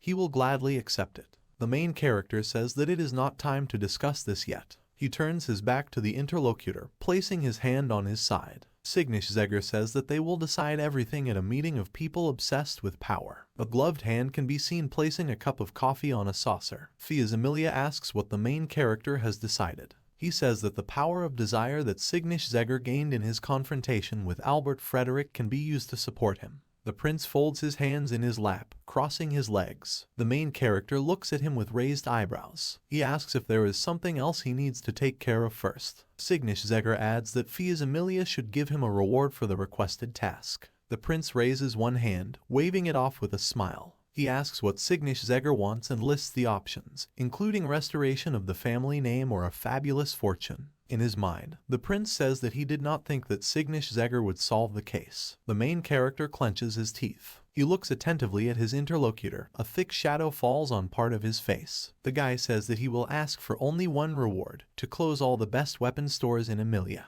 The guy with yellow hair looks sternly at Signish-Zegger. The main character says that Fia's Amelia knows very well what kind of store this is. He explains that the Argo family controls the arms trade throughout the continent. An old man in a hat is seen sitting among luxurious objects and precious stones. The main character closes his eyes and calmly says that they sent mercenaries to kill him. Sigmund Freewood's motto is repeated that mercy will double and vengeance will return tenfold. The guy with yellow hair looks at his interlocutor carefully and gloomily. He doesn't understand what Cygnus-Zegger is thinking about when he closes top weapon and what he's going to gain from it. The prince spreads his arms, lowering his head. He says that a contract is a contract, so he will fulfill the protagonist's request. In her mind, Emilia says that she will save Cygnus-Zegger and then get rid of him when she gets tired of it. The main character looks directly at the prince while sitting in a chair. He thanks him and says that before this Emilia needs to do one more thing. Emilia interrupts him and says that's enough. A vein is visible on the face of a guy with yellow hair. He looks attentively at the main character. His eyes glow with a cold shine. The prince says that removing best weapon entirely is enough to cross the line. He asks what else the main character wants. Cygnus-Zegger frowns, looking sternly at his interlocutor. He says this is necessary to end the battle for the throne. The guy with yellow hair raises his hand to his face, frowning. He thinks about the main character's words and asks what he needs to do. The main character says that he heard that the princess will be tried in a few days. He asks to gather all the nobles of the new Temian at the trial. Behind Cygnus-Zegger, a picture of Lorelei Emilia standing in the courtroom appears. The main character says that the more pathos, the better. The guy with yellow hair leans forward, grinning. He says that he will finally win back the throne of his brother Todris Emilia. Emilia thinks that if she becomes king, the issue with best weapon will not matter. The prince gets up from his chair, lowering his head. He says that this is a good decision and that he will do whatever Cygnus-Zegger wants. Emilia leaves, looking back at the main character with a smile. He says that when the opportunity to become a king comes, he has nothing more to dream about. The door slams behind the prince and a shadow falls on Cygnus-Zegger's face. Someone asks if the conversation is over. The main character turns his head back. He sees a dark-haired girl, a girl with blue hair, and a tiger. Cygnus-Zegger says they just finished. Minerva notices that the conversation was long. The dark-haired girl folds her arms across her chest, looking at Cygnus-Zegger from behind. She says he is still a nasty person who manages to hide his intentions. The main character says that Minerva has better intuition than he thought. Sui looks at the owner in surprise, tilting his head to the side. She asks if Cygnus-Zegger is sure that he wants to do what Emilia says. The girl wonders if the main character has any plans. The main character says that if he tells everything, it won't be interesting. And besides, he himself is not ready for this yet. The girls pout displeasantly and stand next to each other. The main character folds his fingers, smiling mysteriously. He says that the moment the actors are assembled and the stage is set, the story of those who brought him down will be told. At the same time, the sharp gaze of the golden eyes of the main character is visible. A huge dark door with unlit lanterns hanging nearby. A guy in black trousers falls to the ground. A guy with combed white hair closes one eye and looks to the side. He asks what's going on. A guy with dark hair in a uniform looks down at him. He says that he has an official assignment, so the gun store clerk should refrain from commenting. A mug of alcohol is lying nearby. The guy with the dark hair explains that several charges are being investigated and that if the guy with the combed hair gets involved, he'll add another one. The seller, perplexed, asks what charges we are talking about. People in uniforms carry boxes in an even formation. A man appears nearby and admits that he is confused. The seller sits on the floor and looks up at him. An old man in a hat appears and looks directly at the royal servant. The old man says that if something like this had happened, they would have told him first. He asks why they were disappointed in supporting the Top Gun store. Emilia looks over her shoulder and smiles. The old man lowers his head thoughtfully, looking from under his brows. He says that even if they had some understatements, such measures are too much. They don't let him finish. A guy with yellow hair stands with his eyes closed and smiling softly. He says he's sorry, but this isn't just a financial investigation. On the map you can see several dots with coats of arms crossed out with red paint. The prince says that the best weapon is located in all places of Emilia, and in each of them a decision will be made to demolish the buildings. The old man looks forward in fear, his pupil narrows. A salesman with combed hair rushes forward and asks a guy with dark hair if they want to dispose of the best weapons from the country. The guy with yellow hair looks displeased from the side. He says there are more than enough reasons for investigation, ranging from illegal distribution of funds to bribes. A guy with combed hair opens his mouth wide in a scream, sweat running down his face. He says that they were all given to the prince and that with this, eliminating the best weapons makes no sense. The prince takes the seller by the shoulder, smiling. He asks if they would do the same for his brother. He says the store wanted to sit on 2 chairs until the future king was decided. Emilia says that's not all. The figure of a man with a long beard and armor appears. He is surrounded by chains and papers. The prince says that they exploited other races and cheated, and asks if they will deny that too. Fias Emilia adds that the best weapons were able to rise to their feet thanks to the dwarves. A strong man in armor is seen hitting an anvil with a sledgehammer. Fias Emilia smiles widely, closing her eyes, and asks what Mr. Argo thinks. A man with gray hair pulls his hat lower, gritting his teeth. He says traders have their own ways of surviving. Fias Emilia sparkles her blue eyes attentively. He asks what about the assassination attempt on the warrior. The guy with combed hair bites his lips. Turning away, the old man looks at him carefully. The prince says that SSS-Ranked Raven mercenaries, who never leave survivors after completing a mission, attacked Signet-Zegger. A detachment of warriors can be seen standing on a rock above the corpses. Fias Emilia speaks about their leader, Mark. The prince claims to have heard that in the past he was a master of fighting ground armies. A bald warrior stands in front of a crowd of people in armor with shields. Fias Emilia says that by hiring such a person to kill the hero Emilius, they would have received punishment if the prince had not hidden it. A guy with yellow hair raises his hand to his mouth, looking up thoughtfully. The old man purses his lips. His gray beard is visible. He says it bothers him how Fias Emilia puts so much pressure on them. Behind the old man, the image of Todris Emilia with red eyes appears. The man in the hat says that they will be able to enlist the support of the first Prince Emilius. Fias Emilia smiles slyly, lifting the corners of her lips. He says it doesn't matter anymore. The guy with yellow hair looks at his interlocutor with insane joy and cruelty and says that he won and soon everyone will know about it. The old man frowns, his face tense. He thinks that some part of him still believes. The guy with combed hair closes his eyes and angrily shouts that this cannot happen, since the influence of Fias Emilia is weaker than the influence of Todris Emilia. The old man points his fingers at his son and asks a strong guy with yellow hair to take the seller to a quiet place. The guy with white hair puts his hand forward, looking at the smiling prince and his father who turned around. He screams for them to stop. A strong man appears next to the old man with a chest in his hands. The store owner says the seller was just very upset. The old man offers to accept what is in the chest as an apology. Fias Emilia raises her hand, smiling awkwardly, and the guy with dark hair bows his head. The prince says that rudeness can be forgiven if the person is sincere. The guy with dark hair takes a chest from the hands of a man from a store. Fias Emilia says not to be upset about this and tells him what will happen when he becomes king. The prince turns away and walks away as the shop owner looks after him. Fias Emilia sparkles her eyes, smiling and clasping her hands behind her back. He says everything will be as it should be.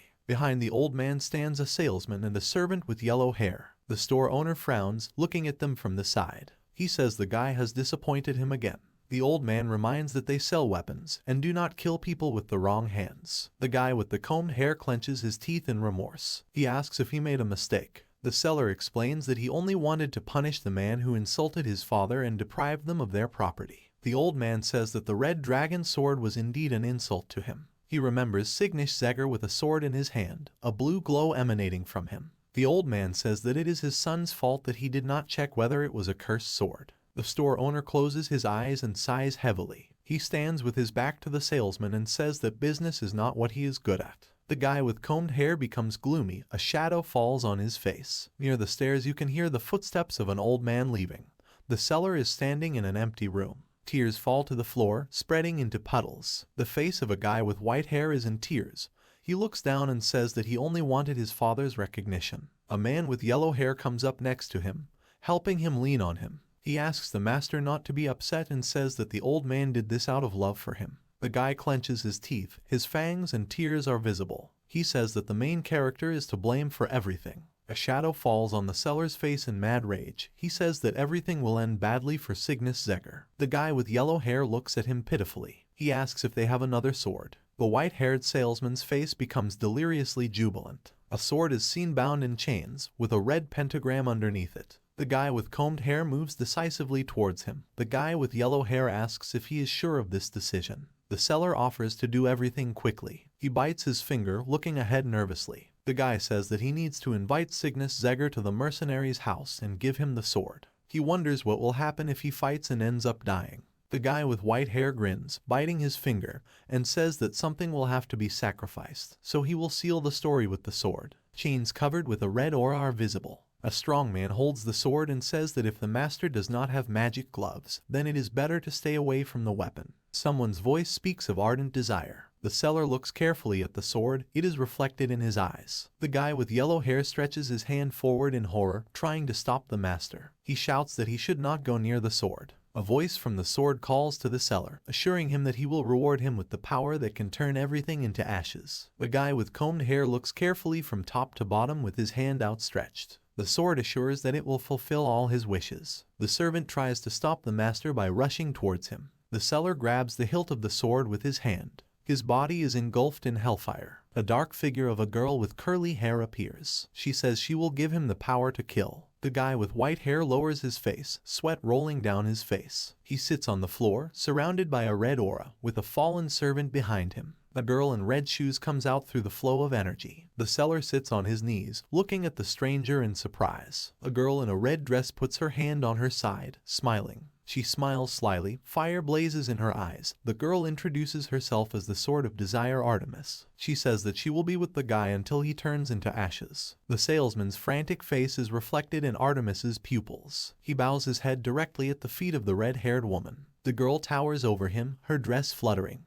The seller shouts that he will burn everything. The Artemis sword card appears. It enhances the dreams of its user. The blade resembles a crimson flame, and the flaming crossguard and blade are more powerful than the dragon's blessing. A man with dark hair rides a horse through a busy square. He pulls the harness and shouts, looking around, that in recent months this man has been posing as a warrior of condemnation and keeping Nuthemian at bay. He announces that the culprit in the serial murders of nobles has been revealed. A guy with dark hair points to a blonde girl in handcuffs and says that the culprit is the royal guard Rain. The girl with short hair screams for the princess to be released as they don't know her true intentions. Lorelei Amelia lowers her head and purses her lips. The guy with dark hair calls her name as the culprit. A blonde woman with long hair looks down indifferently. Rain tilts her body, gritting her teeth and looking at the girl from the side. Lorelei Amelia thinks about how she doesn't regret anything, about getting Rain into this or about using the conviction warrior. The princess says it was all for her own good. Lorelei Amelia clutches her dress with her gloved hands. Petals of purple peonies flutter past. A girl with blonde hair sees a bouquet of flowers in front of her. A little girl with red hair stands in front of her. She smiles brightly and offers a bouquet to Lorelei Amelia.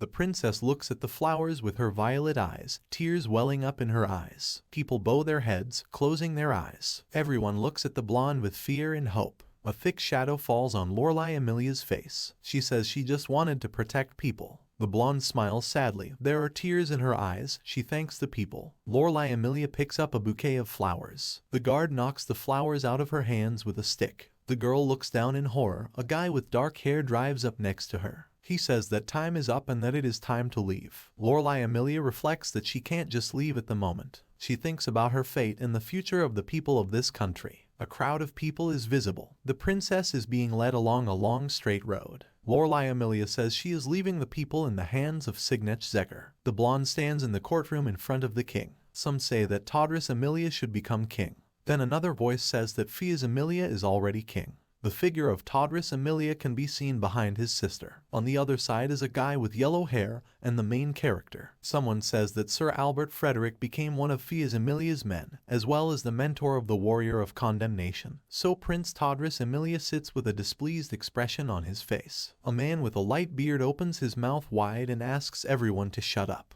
On the king's head is a gilded crown decorated with precious stones. He says Lorelei Amelia did a funny thing. The girl stands in front of her father, naively looking forward. She says she was just cleaning up pests that were eating up the country. Winston Amelia watches her daughter carefully. The princess says that she killed the dirty aristocrats who are destroying the country for the sake of the people of this country. The girl looks forward confidently and decisively. Her brows furrowed. She says that she has done this again and again. Fias Amelia declares that she is simply a murderer. Lorelei Amelia's face changes. The light disappears from her eyes. A guy with yellow hair appears behind his sister and smiles contentedly, holding out his hand. He says that if he had not solved this case, there would have been many more victims and Amelia's honor would have been tarnished. The prince turns to the people sitting nearby and asks if he is wrong. At this moment, the main character is standing behind. People throw their hands up in jubilation in the face of Fias Amelia. They shout that the murderer of the nobles must be brought to justice. The prince is basking in glory, smiling madly. He thinks that he is a powerful man worthy of becoming king. Fias Amelia remembers her childhood. He is on his knees, placing his hands on the ground and crying. Someone's hand falls on his head, stroking his hair. His mother appears nearby, a girl with yellow hair and a black dress. She kindly asks why the child is crying. Fia's Emilia's face shows a blow to her cheek, and tears flow from her eyes. He asks why he is not allowed to eat with her dad and brother. The child assumes that this is due to different hair colors. The mother looks pitifully at her son, half closing her eyelids. She asks him to think about the king's words. Fia's Emilia looks away in disappointment. He says that the strong have everything, and his mother confirms his words. A large throne sparkling with gold is visible. The prince insists that if he wants, he will become strong. His figure is visible, his back is turned. Fia's Emilia looks up with her blue eyes. The prince smiles contentedly, closing his eyes. The main character behind him looks at him. Fia's Emilia asks what Signish-Zegger thinks about this and asks him to say a few words about the incident. The guy with white hair closes his eyes thoughtfully. He says he has an important story to tell everyone. The prince escorts the main character with an approving glance. He hopes that Signish-Zegger will keep his word and swear allegiance to him in this place along with Albert Frederick. Signish-Zegger adjusts his cloak, on which streaks of light fall. The guy with yellow hair looks at him in amazement, his eyes widening. The main character looks at the prince with an insanely smug smile. He points his finger at Todris Emilia. Signish-Zegger starts talking about Todris Emilia and Fia's Emilia.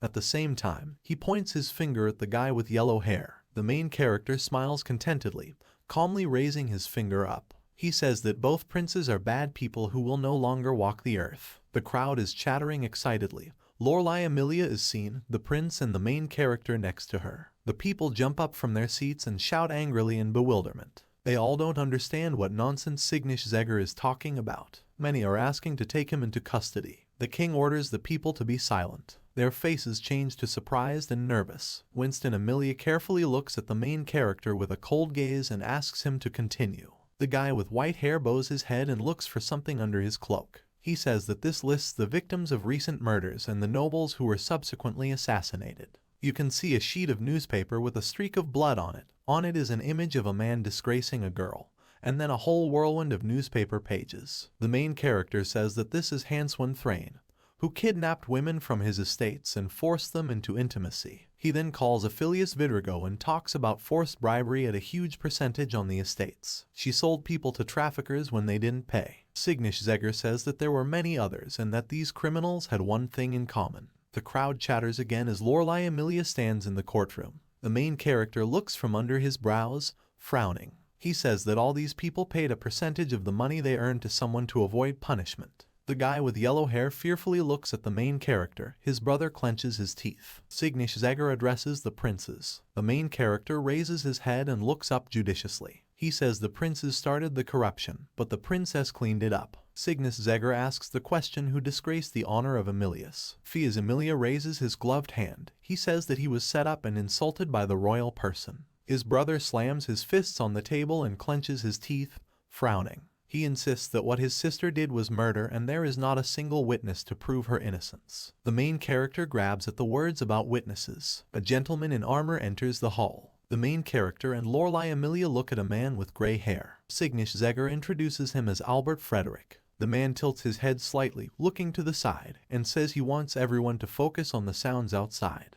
Peony petals are falling. Someone is asking for the princess to be released. Among the people on the street there is a boy with blonde hair. He folds his hands like a megaphone and shouts. The crowd outside the castle walls raises their hands and orders the release of Lorelei Emilia. The blonde hears people screaming. Tears well up in her eyes. The main character looks at her while the girl begins to cry, covering her eyes. Signish-Zegger says that everyone is here to prove the innocence of one person. The main character tells the girl to take the throne. Lorelei Emilia turns her face to the guy in surprise. The main character tilts his face towards her, looking down thoughtfully. He asks her to take responsibility for what she started. Signish-Zegger looks up with confidence and says that to ascend to the throne, you need to pay a high price. Lorelei Emilia looks from the side at the guy with white hair. She starts talking about the virtues of Signish-Zegger. People kneel before her. Among them is Albert Frederick. He smiles slightly. The man says he vows to serve her from this day forward. The blonde looks forward in bewilderment, tears running down her cheeks. She insists that she's just a killer. The faces of several people are visible at once. Albert Frederick, Ryan, men with a scar on their face and a crowd of people. They all call her princess. The girl turns her face to Signish-Zegger, a blush on her cheeks. The main character also bows his head in front of her, calling her princess. Lorelei Amelia grabs the hem of her dress with her hands. She smiles, her face sparkles pleasantly. The king grins, breaking into a smile. He stands in front of his daughter, who looks joyfully at her father and says that the girl is no longer afraid. Lorelei Amelia confirms his words. Todris Amelia trembles angrily, veins standing out on his face. Fias Amelia looks lifelessly in front of her, her mouth parted. Winston Amelia says that a king does not have to be good, someone's firstborn, or be a man. One, he must be strong. The king places the crown on his daughter's head. A guy in a green uniform puts his hand to his chest. Children rejoice and rejoice, raising their hands. The main character smiles discreetly. The main character says that Lorelei Amelia is the strongest of them all. The girl proudly raises her head, smiling confidently. Someone's apartment and a large bed are visible. Lorelei Amelia walks proudly, dressed in a nightie, followed by a crowd of maids. Girls comb blonde's long hair. The words are repeated that the king must be strong. An image of a knight in armor appears, plunging a sword into a mountain of corpses. The king must be the sun above everyone else, looking down on the world.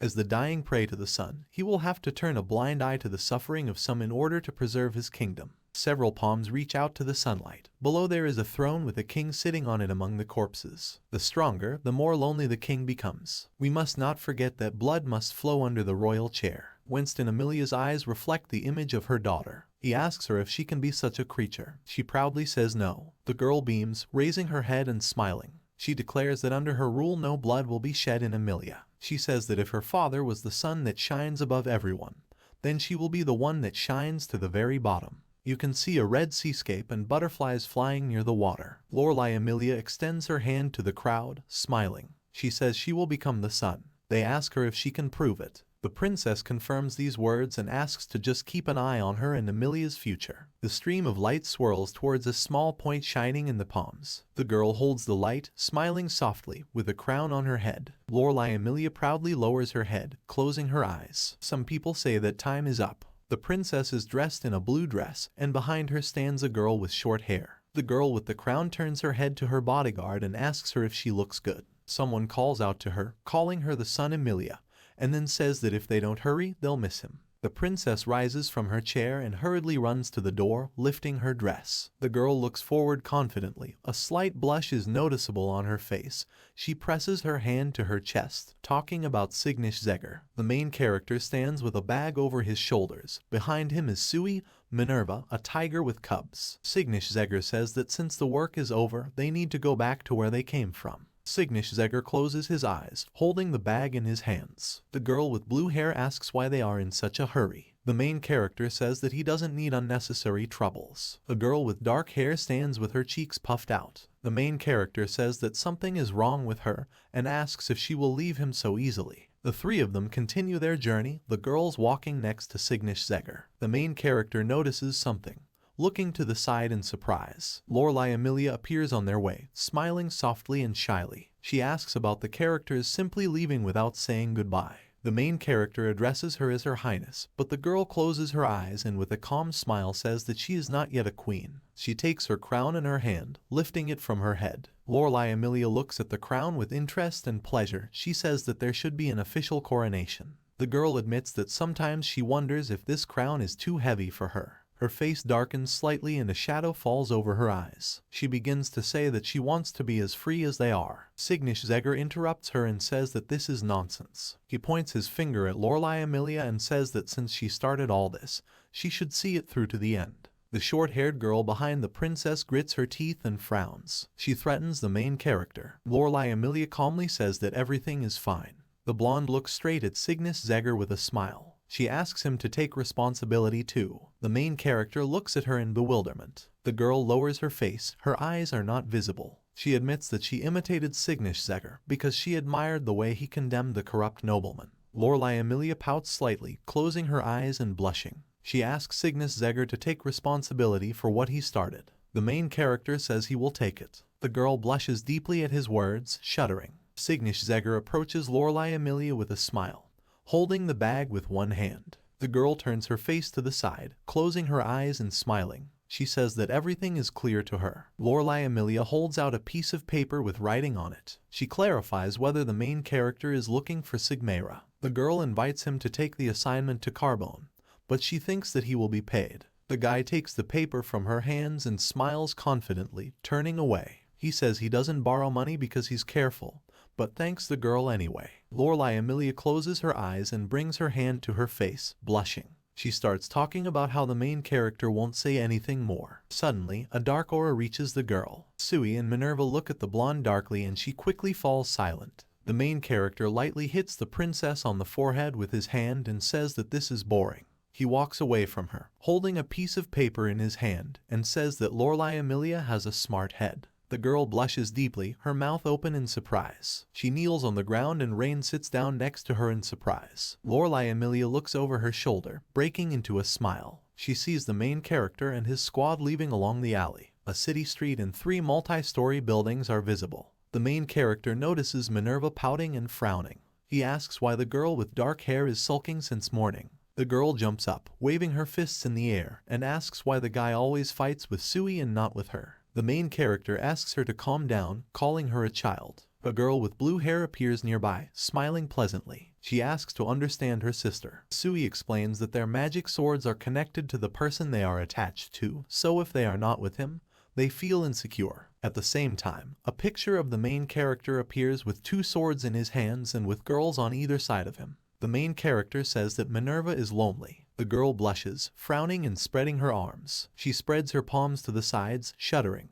The girl screams that Sui is lying and that her body is just boring. Signish Zegger looks at Minerva with a smile and says that she has cute dimples. The main character puts his hand on the head of a girl with dark hair. He asks her to tell him if she is lonely. Sui clasps her hands happily, looking at them triumphantly. She says that she is lonely, so she will follow the main character. The main character continues on the road, looking at the paper. Minerva turns her head to the side, blushing, and says that she is only staying because it is free. The main character stops abruptly, and a girl with dark hair crashes into him. She frowns and looks over the shoulder of the guy with white hair, wondering why he suddenly stopped. Sui leans on the other side of the main character, also asking what happened. The sheet contains the word Torrigen and the names Ibrid Anastasia, Carl Isenable, and Sogi Genon. The main character repeats the name Carl Isenable. He looks forward intently, holding the piece of paper in front of him. Sui asks if they should say hello if they meet him. The main character says that it is better not to do this. Someone's hand wipes the bloody blade of a spear with a rag.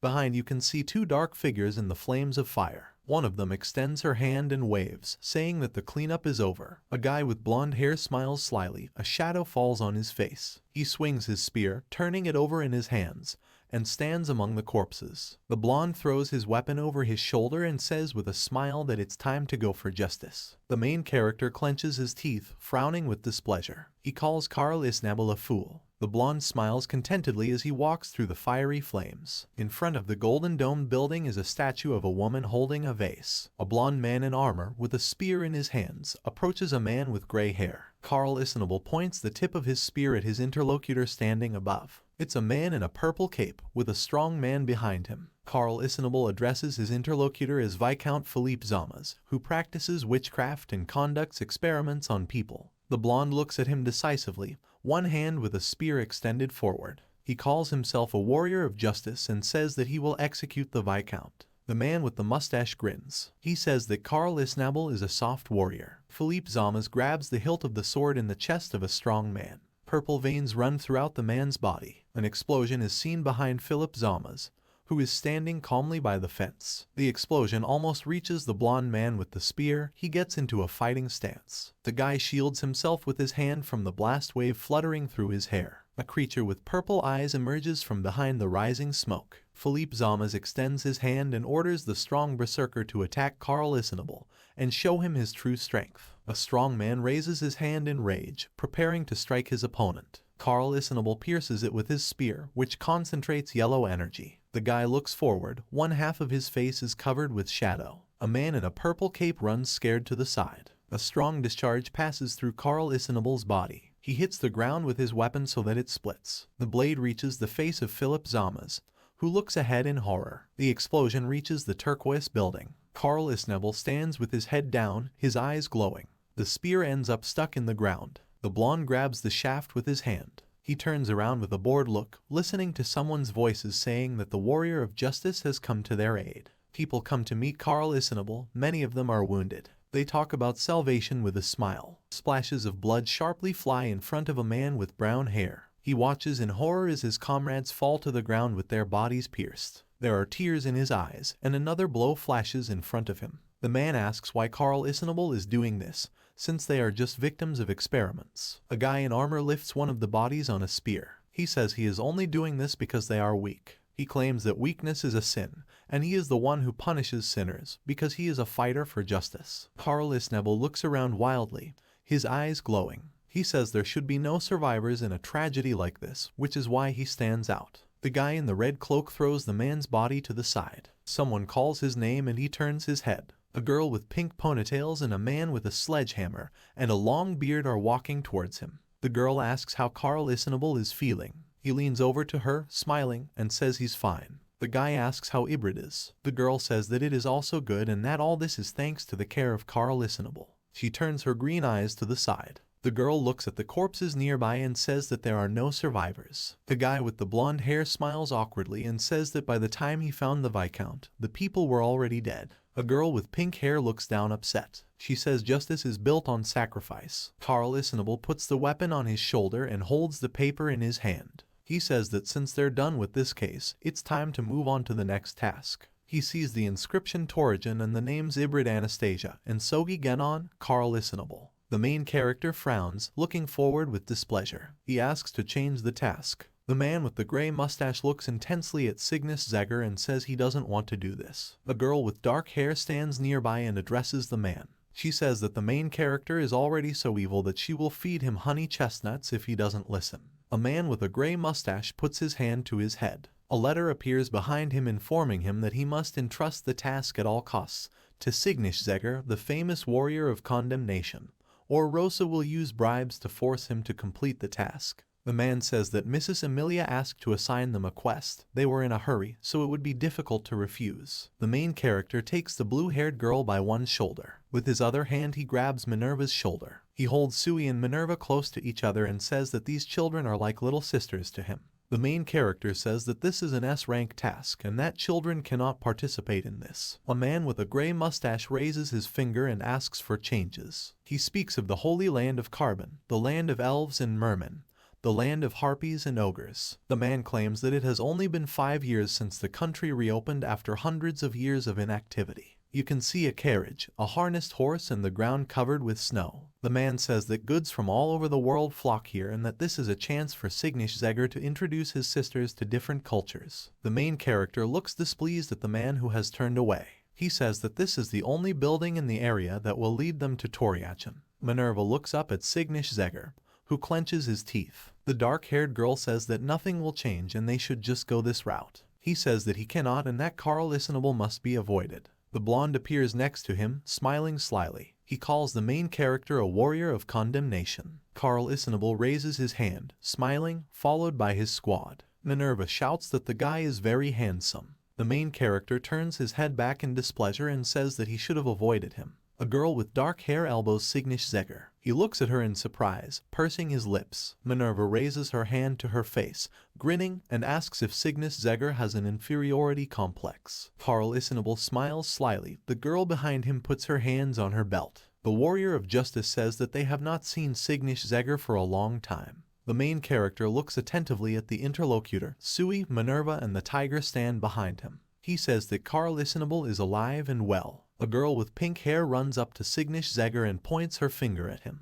She says that even though he and Carl Isenable are great warriors, the main character talks to him too impudently. Carl Isenable appears behind the girl. She smiles. He tells Ibrid that he is talking to an old friend. The main character looks intently at his interlocutor, pursing his lips. He thinks that he didn't want to interfere, but he needs to send these people where they belong. In Cygnus Zegger's imagination, a picture appears of a girl holding a tiger on her lap.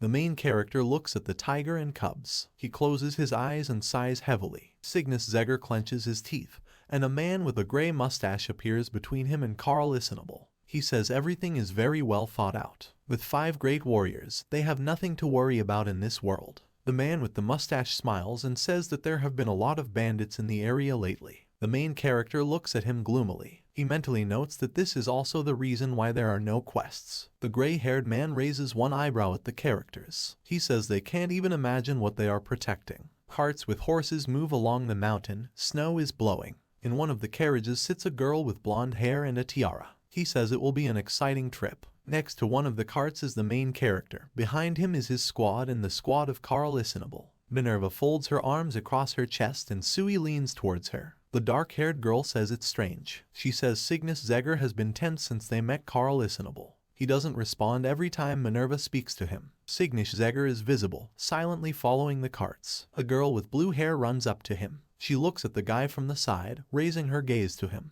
The girl asks if the main character has any problems because of Carl Listenable. The guy puts his hand on the girl's head, smiling, and says he's just thinking about something. He looks away intensely. Blood splashes in all directions. Yellow energy is visible. The main character stands opposite Carl Listenable with a glowing red eye. Cygnus Zegger holds his eye with his hand, gritting his teeth. His whole face is covered in blood. The main character puts 2 fingers to his face. A line of carts stretches across the snow-covered ground. They drive along the slopes of the mountains. One cart can be seen following another, pulled by a brown horse. Minerva sneezes, closing her eyes until she tears up. She clings to the saber-toothed tiger and shivers, saying that she is cold. The main character is wrapped in a fur coat. He reproaches her and says that he warned her to dress appropriately, but she didn't. Cygnus Zegger points his finger at the shrouded Sui. He says that she moves without difficulty, but the girl replies that she has it naturally. The main character puts his hand on Minerva's head, putting his fur coat on it. He tells her to stop whining and go to sleep.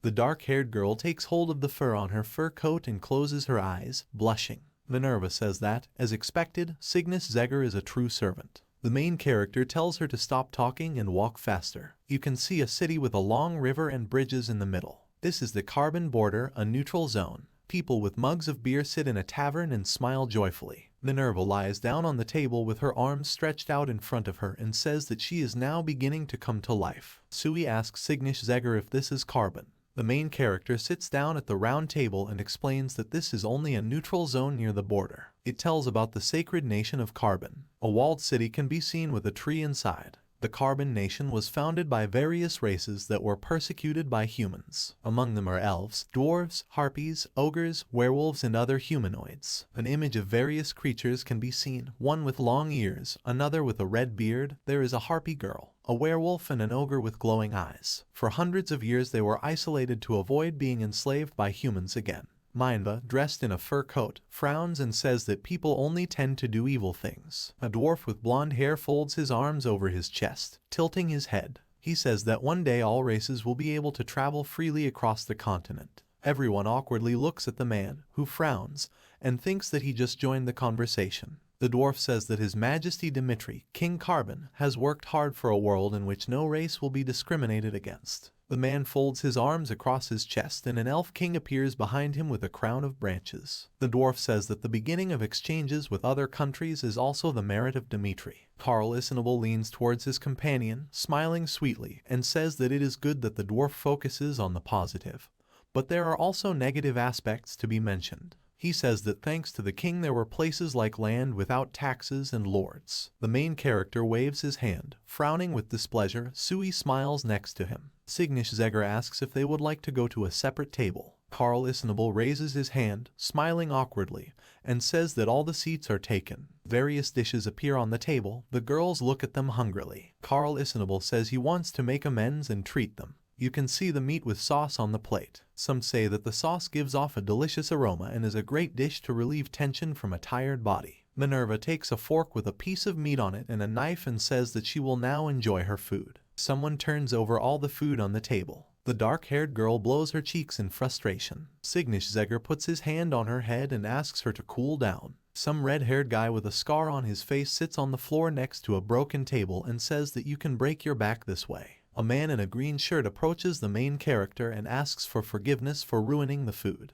The main character looks at his interlocutor carefully and boldly and asks if he is going to pay for it. The man smiles awkwardly and asks why he has to do this, at which time a fist is already flying towards his face. The main character hits the red-haired man so that he flies into the wall. Two of his squad approach the man, They raise their hands towards him in concern. The red-haired man raises his face with blood on it and asks if Cygnus-Zegger understands what he is doing. The sword pierces the floor right in front of the man. Cygnus-Zegger looks at him darkly. Only his eye is visible. The red-haired man holds out a bag filled with money. He kneels before a smiling Cygnus-Zegger and says that this is all he has. Carl Isnable takes up the spear through which the discharge passes. He says this won't work. The main character stands behind him, trying to stop the blonde. The man in the red cloak says that no warrior should forgive a villain so easily. Carl Isnable's spear lights up with a yellow glow, and the red-haired man crawls to the side. He screams in horror that he gave everything he has. Carl Isnable strikes, his eyes glowing red.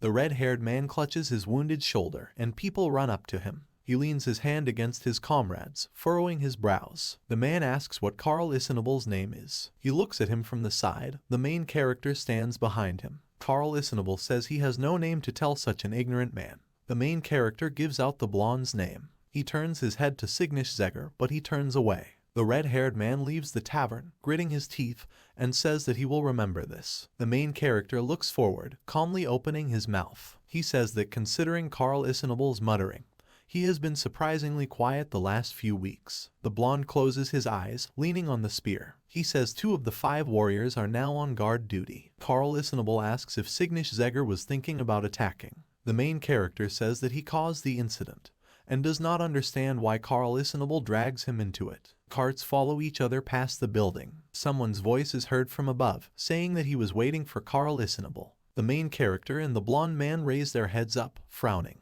A guy with red hair rests his foot on the wall of the fortress. He says that he promised to remember Carl Isnable's debt. The magician behind the man conjures a sphere of fire. The man with red hair smiles slyly, throwing his hand forward, and says that Carl Isnable will receive an invitation to hell as a greeting. The magician extends his hand forward, launching a fiery sphere into the window of the fortress. It creates a powerful explosion. The main character watches as sparks fly in his direction. The wreckage of the building is rapidly flying straight towards the horse-drawn carts. The carts stand as if nothing had happened while the threat approaches. The dark guy and the guy with black hair look up in horror. The main character tries to push them by putting his hand forward and tells them to run away. Carl Isnable turns towards the people and commands them to take what they need and abandon the carts. The main character stands behind a man with a gray mustache and warns that if he does not leave, he will simply die. He admits that he cannot do this. The man turns his face with a tense smile. He says that running away and leaving the mission is a disgrace for a merchant, so it is better for him to die next to his goods. The main character thinks that if he dies, Cygnus-Zegger will not receive the reward.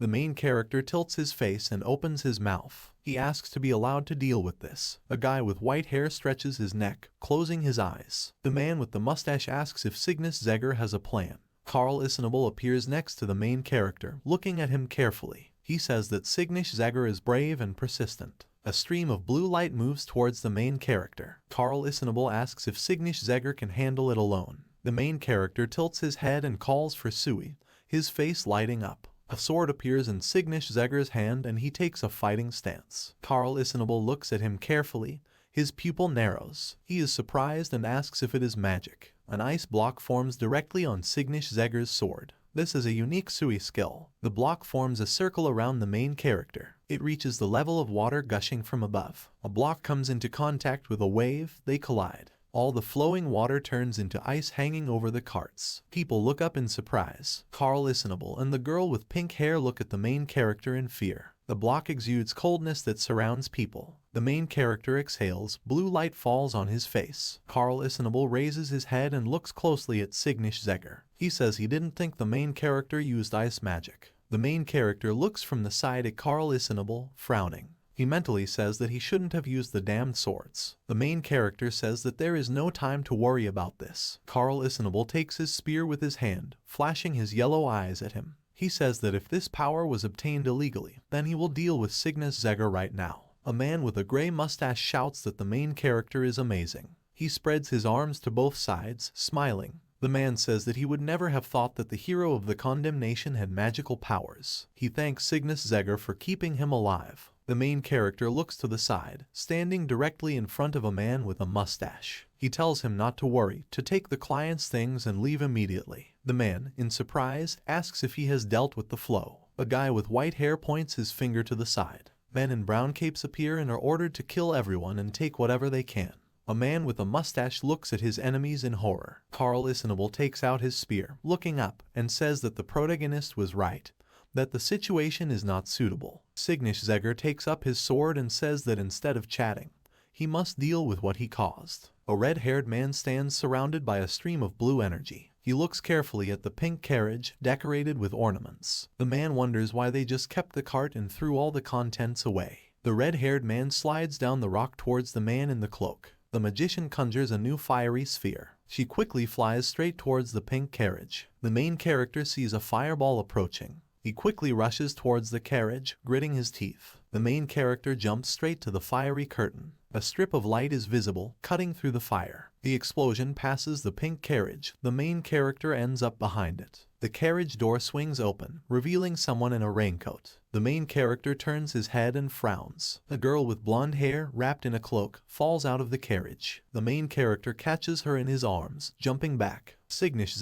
looks at the girl in his arms with a smile, asking if she is injured. The cloak falls, revealing elven ears. A tiara with a green stone glows on the girl's head. The main character notices expensive jewelry on her. The blonde's short hair is visible. She turns her face to the main character, blushing slightly, and says that she is fine. Signich is surprised that she is an elf. The girl sits down, bending her knees, and awkwardly thanks the main character. Signich says she looks like a high-ranking person from Carbon. The main character looks at her calmly. He says he did what he had to do. Signich wonders if the girl hid her identity to avoid problems. The main character holds a girl in his arms. People in fur capes look at him. One of them points his finger at the elf and says that if he sells her, he will earn a fortune, and that it is the most valuable thing by today's standards. The main character steps on the snow with a trembling foot. He looks attentively at his opponents, frowning. The main character reasons that he has no mana left due to many skills, and his body is exhausted.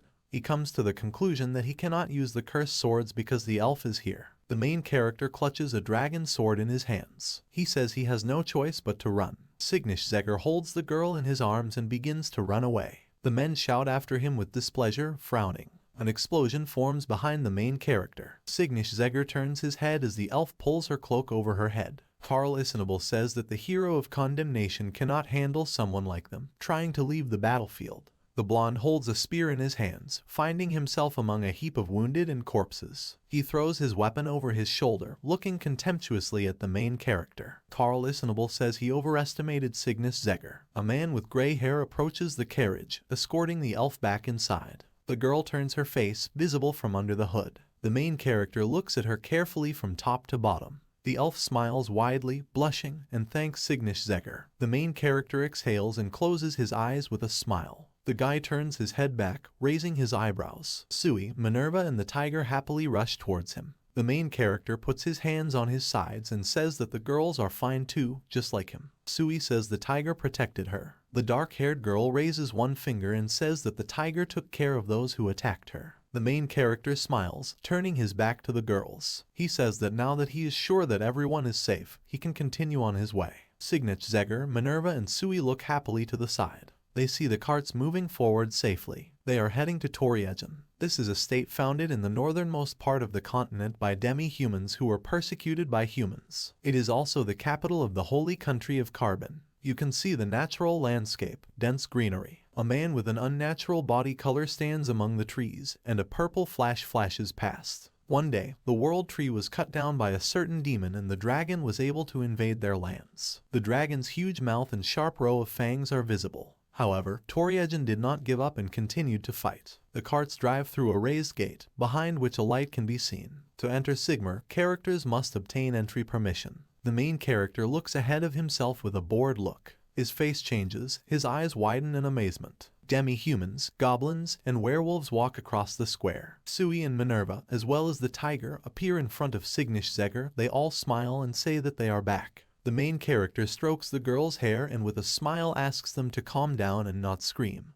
but to be quiet and remain calm. He says that most of the Carbon races are hostile to humans. Minerva does not allow him to finish and runs somewhere to the side, raising her hands. The dark-haired girl points her finger at the monster with fangs and laughs at it, calling it huge. She then points to a cat-like man and calls him small. Minerva then points at something furry with sparkling eyes. She grabs someone's fur, closing her eyes contentedly, and says that he is fluffier than a cat's tail. The wolf turns his head towards her with displeasure, his eyes sparkling. He asks who is the girl to treat him like this. Minerva points and smiles as she stands next to Cygnus Zegger. She says that the wolf is just a stupid puppy and doesn't understand anything. Minerva points to the main character, calling him a warrior of condemnation, and says that the werewolf should not run into trouble if he does not want trouble. The wolf clenches his teeth, revealing his fangs, and asks who the hero of condemnation is. Minerva looks at him in surprise. She becomes like a statue. The main character grabs his head and exhales. He says that hero of condemnation is a terrible title only for the kingdom of Emilia. The werewolf turns to stand in front of the characters. He says that this is too great a title for a person like the main character. The wolf tells them to get out of the way,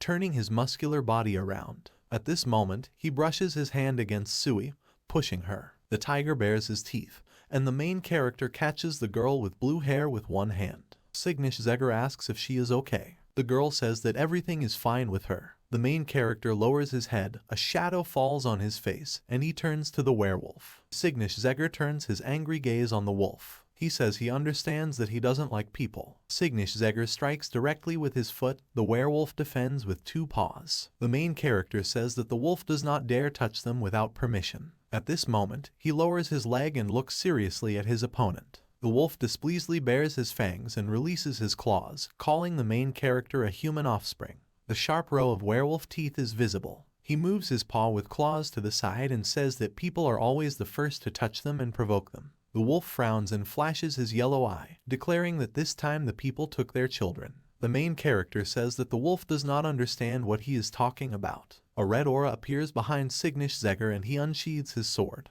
The main character says that from the moment the werewolf draws his weapon, this situation will escalate from an ordinary conflict into something more serious. The werewolf purses his lips awkwardly, looking at the glow of the sword. The main character looks gloomy and scary. His eye sparkles fiercely. Wolf wonders how he achieved this level of aura. The werewolf flashes his yellow eye, frowning. He raises his paw to strike, lunging at Cygnus Zegger. The guy with white hair points a blade. They come together in a duel, their auras merge. A sharp green flash pushes them both away and shatters the ground. A dark figure appears between them, from which smoke emanates. The dwarf puts the sledgehammer on his shoulder and tells them to stop, because there is a misunderstanding. The main character remembers that this man with blonde hair was with Carl Isenable. Behind Cygnus Zegger, images of his squad appear. The werewolf clenches his teeth. The folds on his muzzle are visible. He asks Ganon why he protects people. The dwarf points his finger at the protagonist and says that he is a human with a confirmed identity, so he should be treated as a guest and allowed them to pass. The werewolf frowns with displeasure and turns around, walking away. The main character turns his head back, looking for something with his eyes. He sees the wolf leaving and the fierce faces around him. The werewolf tells them not to get distracted in carbon, because as soon as they relax, 1,000 fangs will tear them apart. The main character waves his hand, looking to the side, and says that this is a harsh greeting. The dwarf smiles and asks to be allowed to clarify. He says that his name is Genon and he is the head of the Yongseok Guild, as well as a comrade of the Hero of Justice. At the same time, he folds his arms over his chest and smiles widely. The man says that now the human trafficking organization is thriving, so everyone is on guard. Two people in masks are seen behind the bars of the cage. The dwarf hits the main character on the back, grinning. He says that the characters are in Toriagen, where everyone doesn't like people, so they need a guide. A man with blonde hair looks wary and surprised, asking if it is true that the hero of the condemnation uses a cursed sword. Carl Isnubble bends slightly, looking ahead. He confirms the dwarf's words and says to keep an eye on the Cygnus Zegger detachment in Carbone. A girl with pink hair appears behind the blonde and laughs. She says that if someone uses a cursed sword, they go crazy. Carl Isenable lowers his red eyes. He says his eyes never fail him. He remembers how the main character repelled the attack by turning the water into a block. Carl Isenable then looked at the sword, noticing its glow. He says it was definitely a cursed sword. The guy has no idea how Cygnus Zegger can use it and keep his sanity. The dwarf is sitting at a chair opposite Carl Isenable. Next to him is a girl. The man with blonde hair says that even if Cygnus Zegger has a cursed sword, he can completely control it. Carl Isnable tilts his face, mouth parted. He says that when the main character falls under the control of the cursed sword, he will eliminate it. Carl Isenable's face lights up with a crazy smile. He says that nothing can be done for the sake of justice. Carl Isenable leaves the room. The girl with pink hair cheerfully waves her hand and says goodbye. Carl Isenable orders Genon to look after the Cygnus Zegger detachment on behalf of the hero of justice. The main character and the dwarf stand in front of the girls. The man with blonde hair says he's lucky they met. He offers to stay with him and save on expenses. Minerva closes her eyes with an enthusiastic smile. Sui folds her hands. The dark-haired girl says that Genon is a noble dwarf who knows how to treat guests. Sui asks if everything is okay. The main character calmly closes his eyes and says that he shouldn't, because he doesn't want to be a burden, but appreciates kindness and care. Minerva looks at him angrily. She asks why, because she doesn't want to go to a cheap hotel. The girl with blue hair smiles naively and says that cats need a bath. The tiger sits on its hind legs, with cubs next to it. The main character exhales tensely,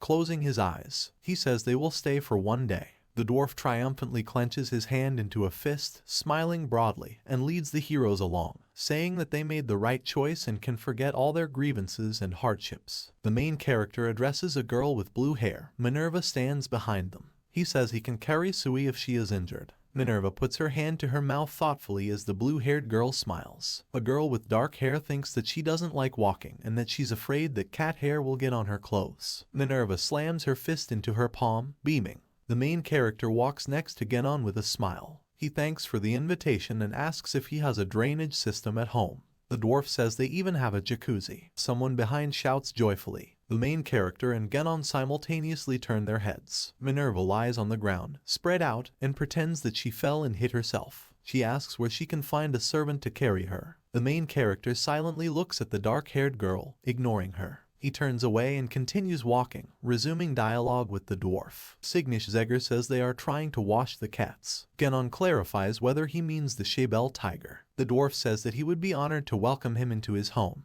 Minerva jumps on the protagonist and bites into his hair, saying that she wants Cygnus Zegger to carry her in his arms. The main character frowns and replies that the girl talks too much. He tells her to stop biting him. The tiger follows. Sui giggles behind. The main character asks her to stop laughing and help him. The dwarf stays behind them all. The main character turns his head towards him and asks if he is coming. Genon hesitates. At this moment, he looks ahead sternly, eyebrows furrowed. The dwarf thinks that if Cygnus Zegger really uses the cursed sword, then he has now literally brought a time bomb into the house. He mentally turns to Carl Isenable and says that the hero of the condemnation may be more dangerous than they thought. The dwarf says there is another way to use the cursed sword without losing your mind. The figure of Cygnus Zegger is visible.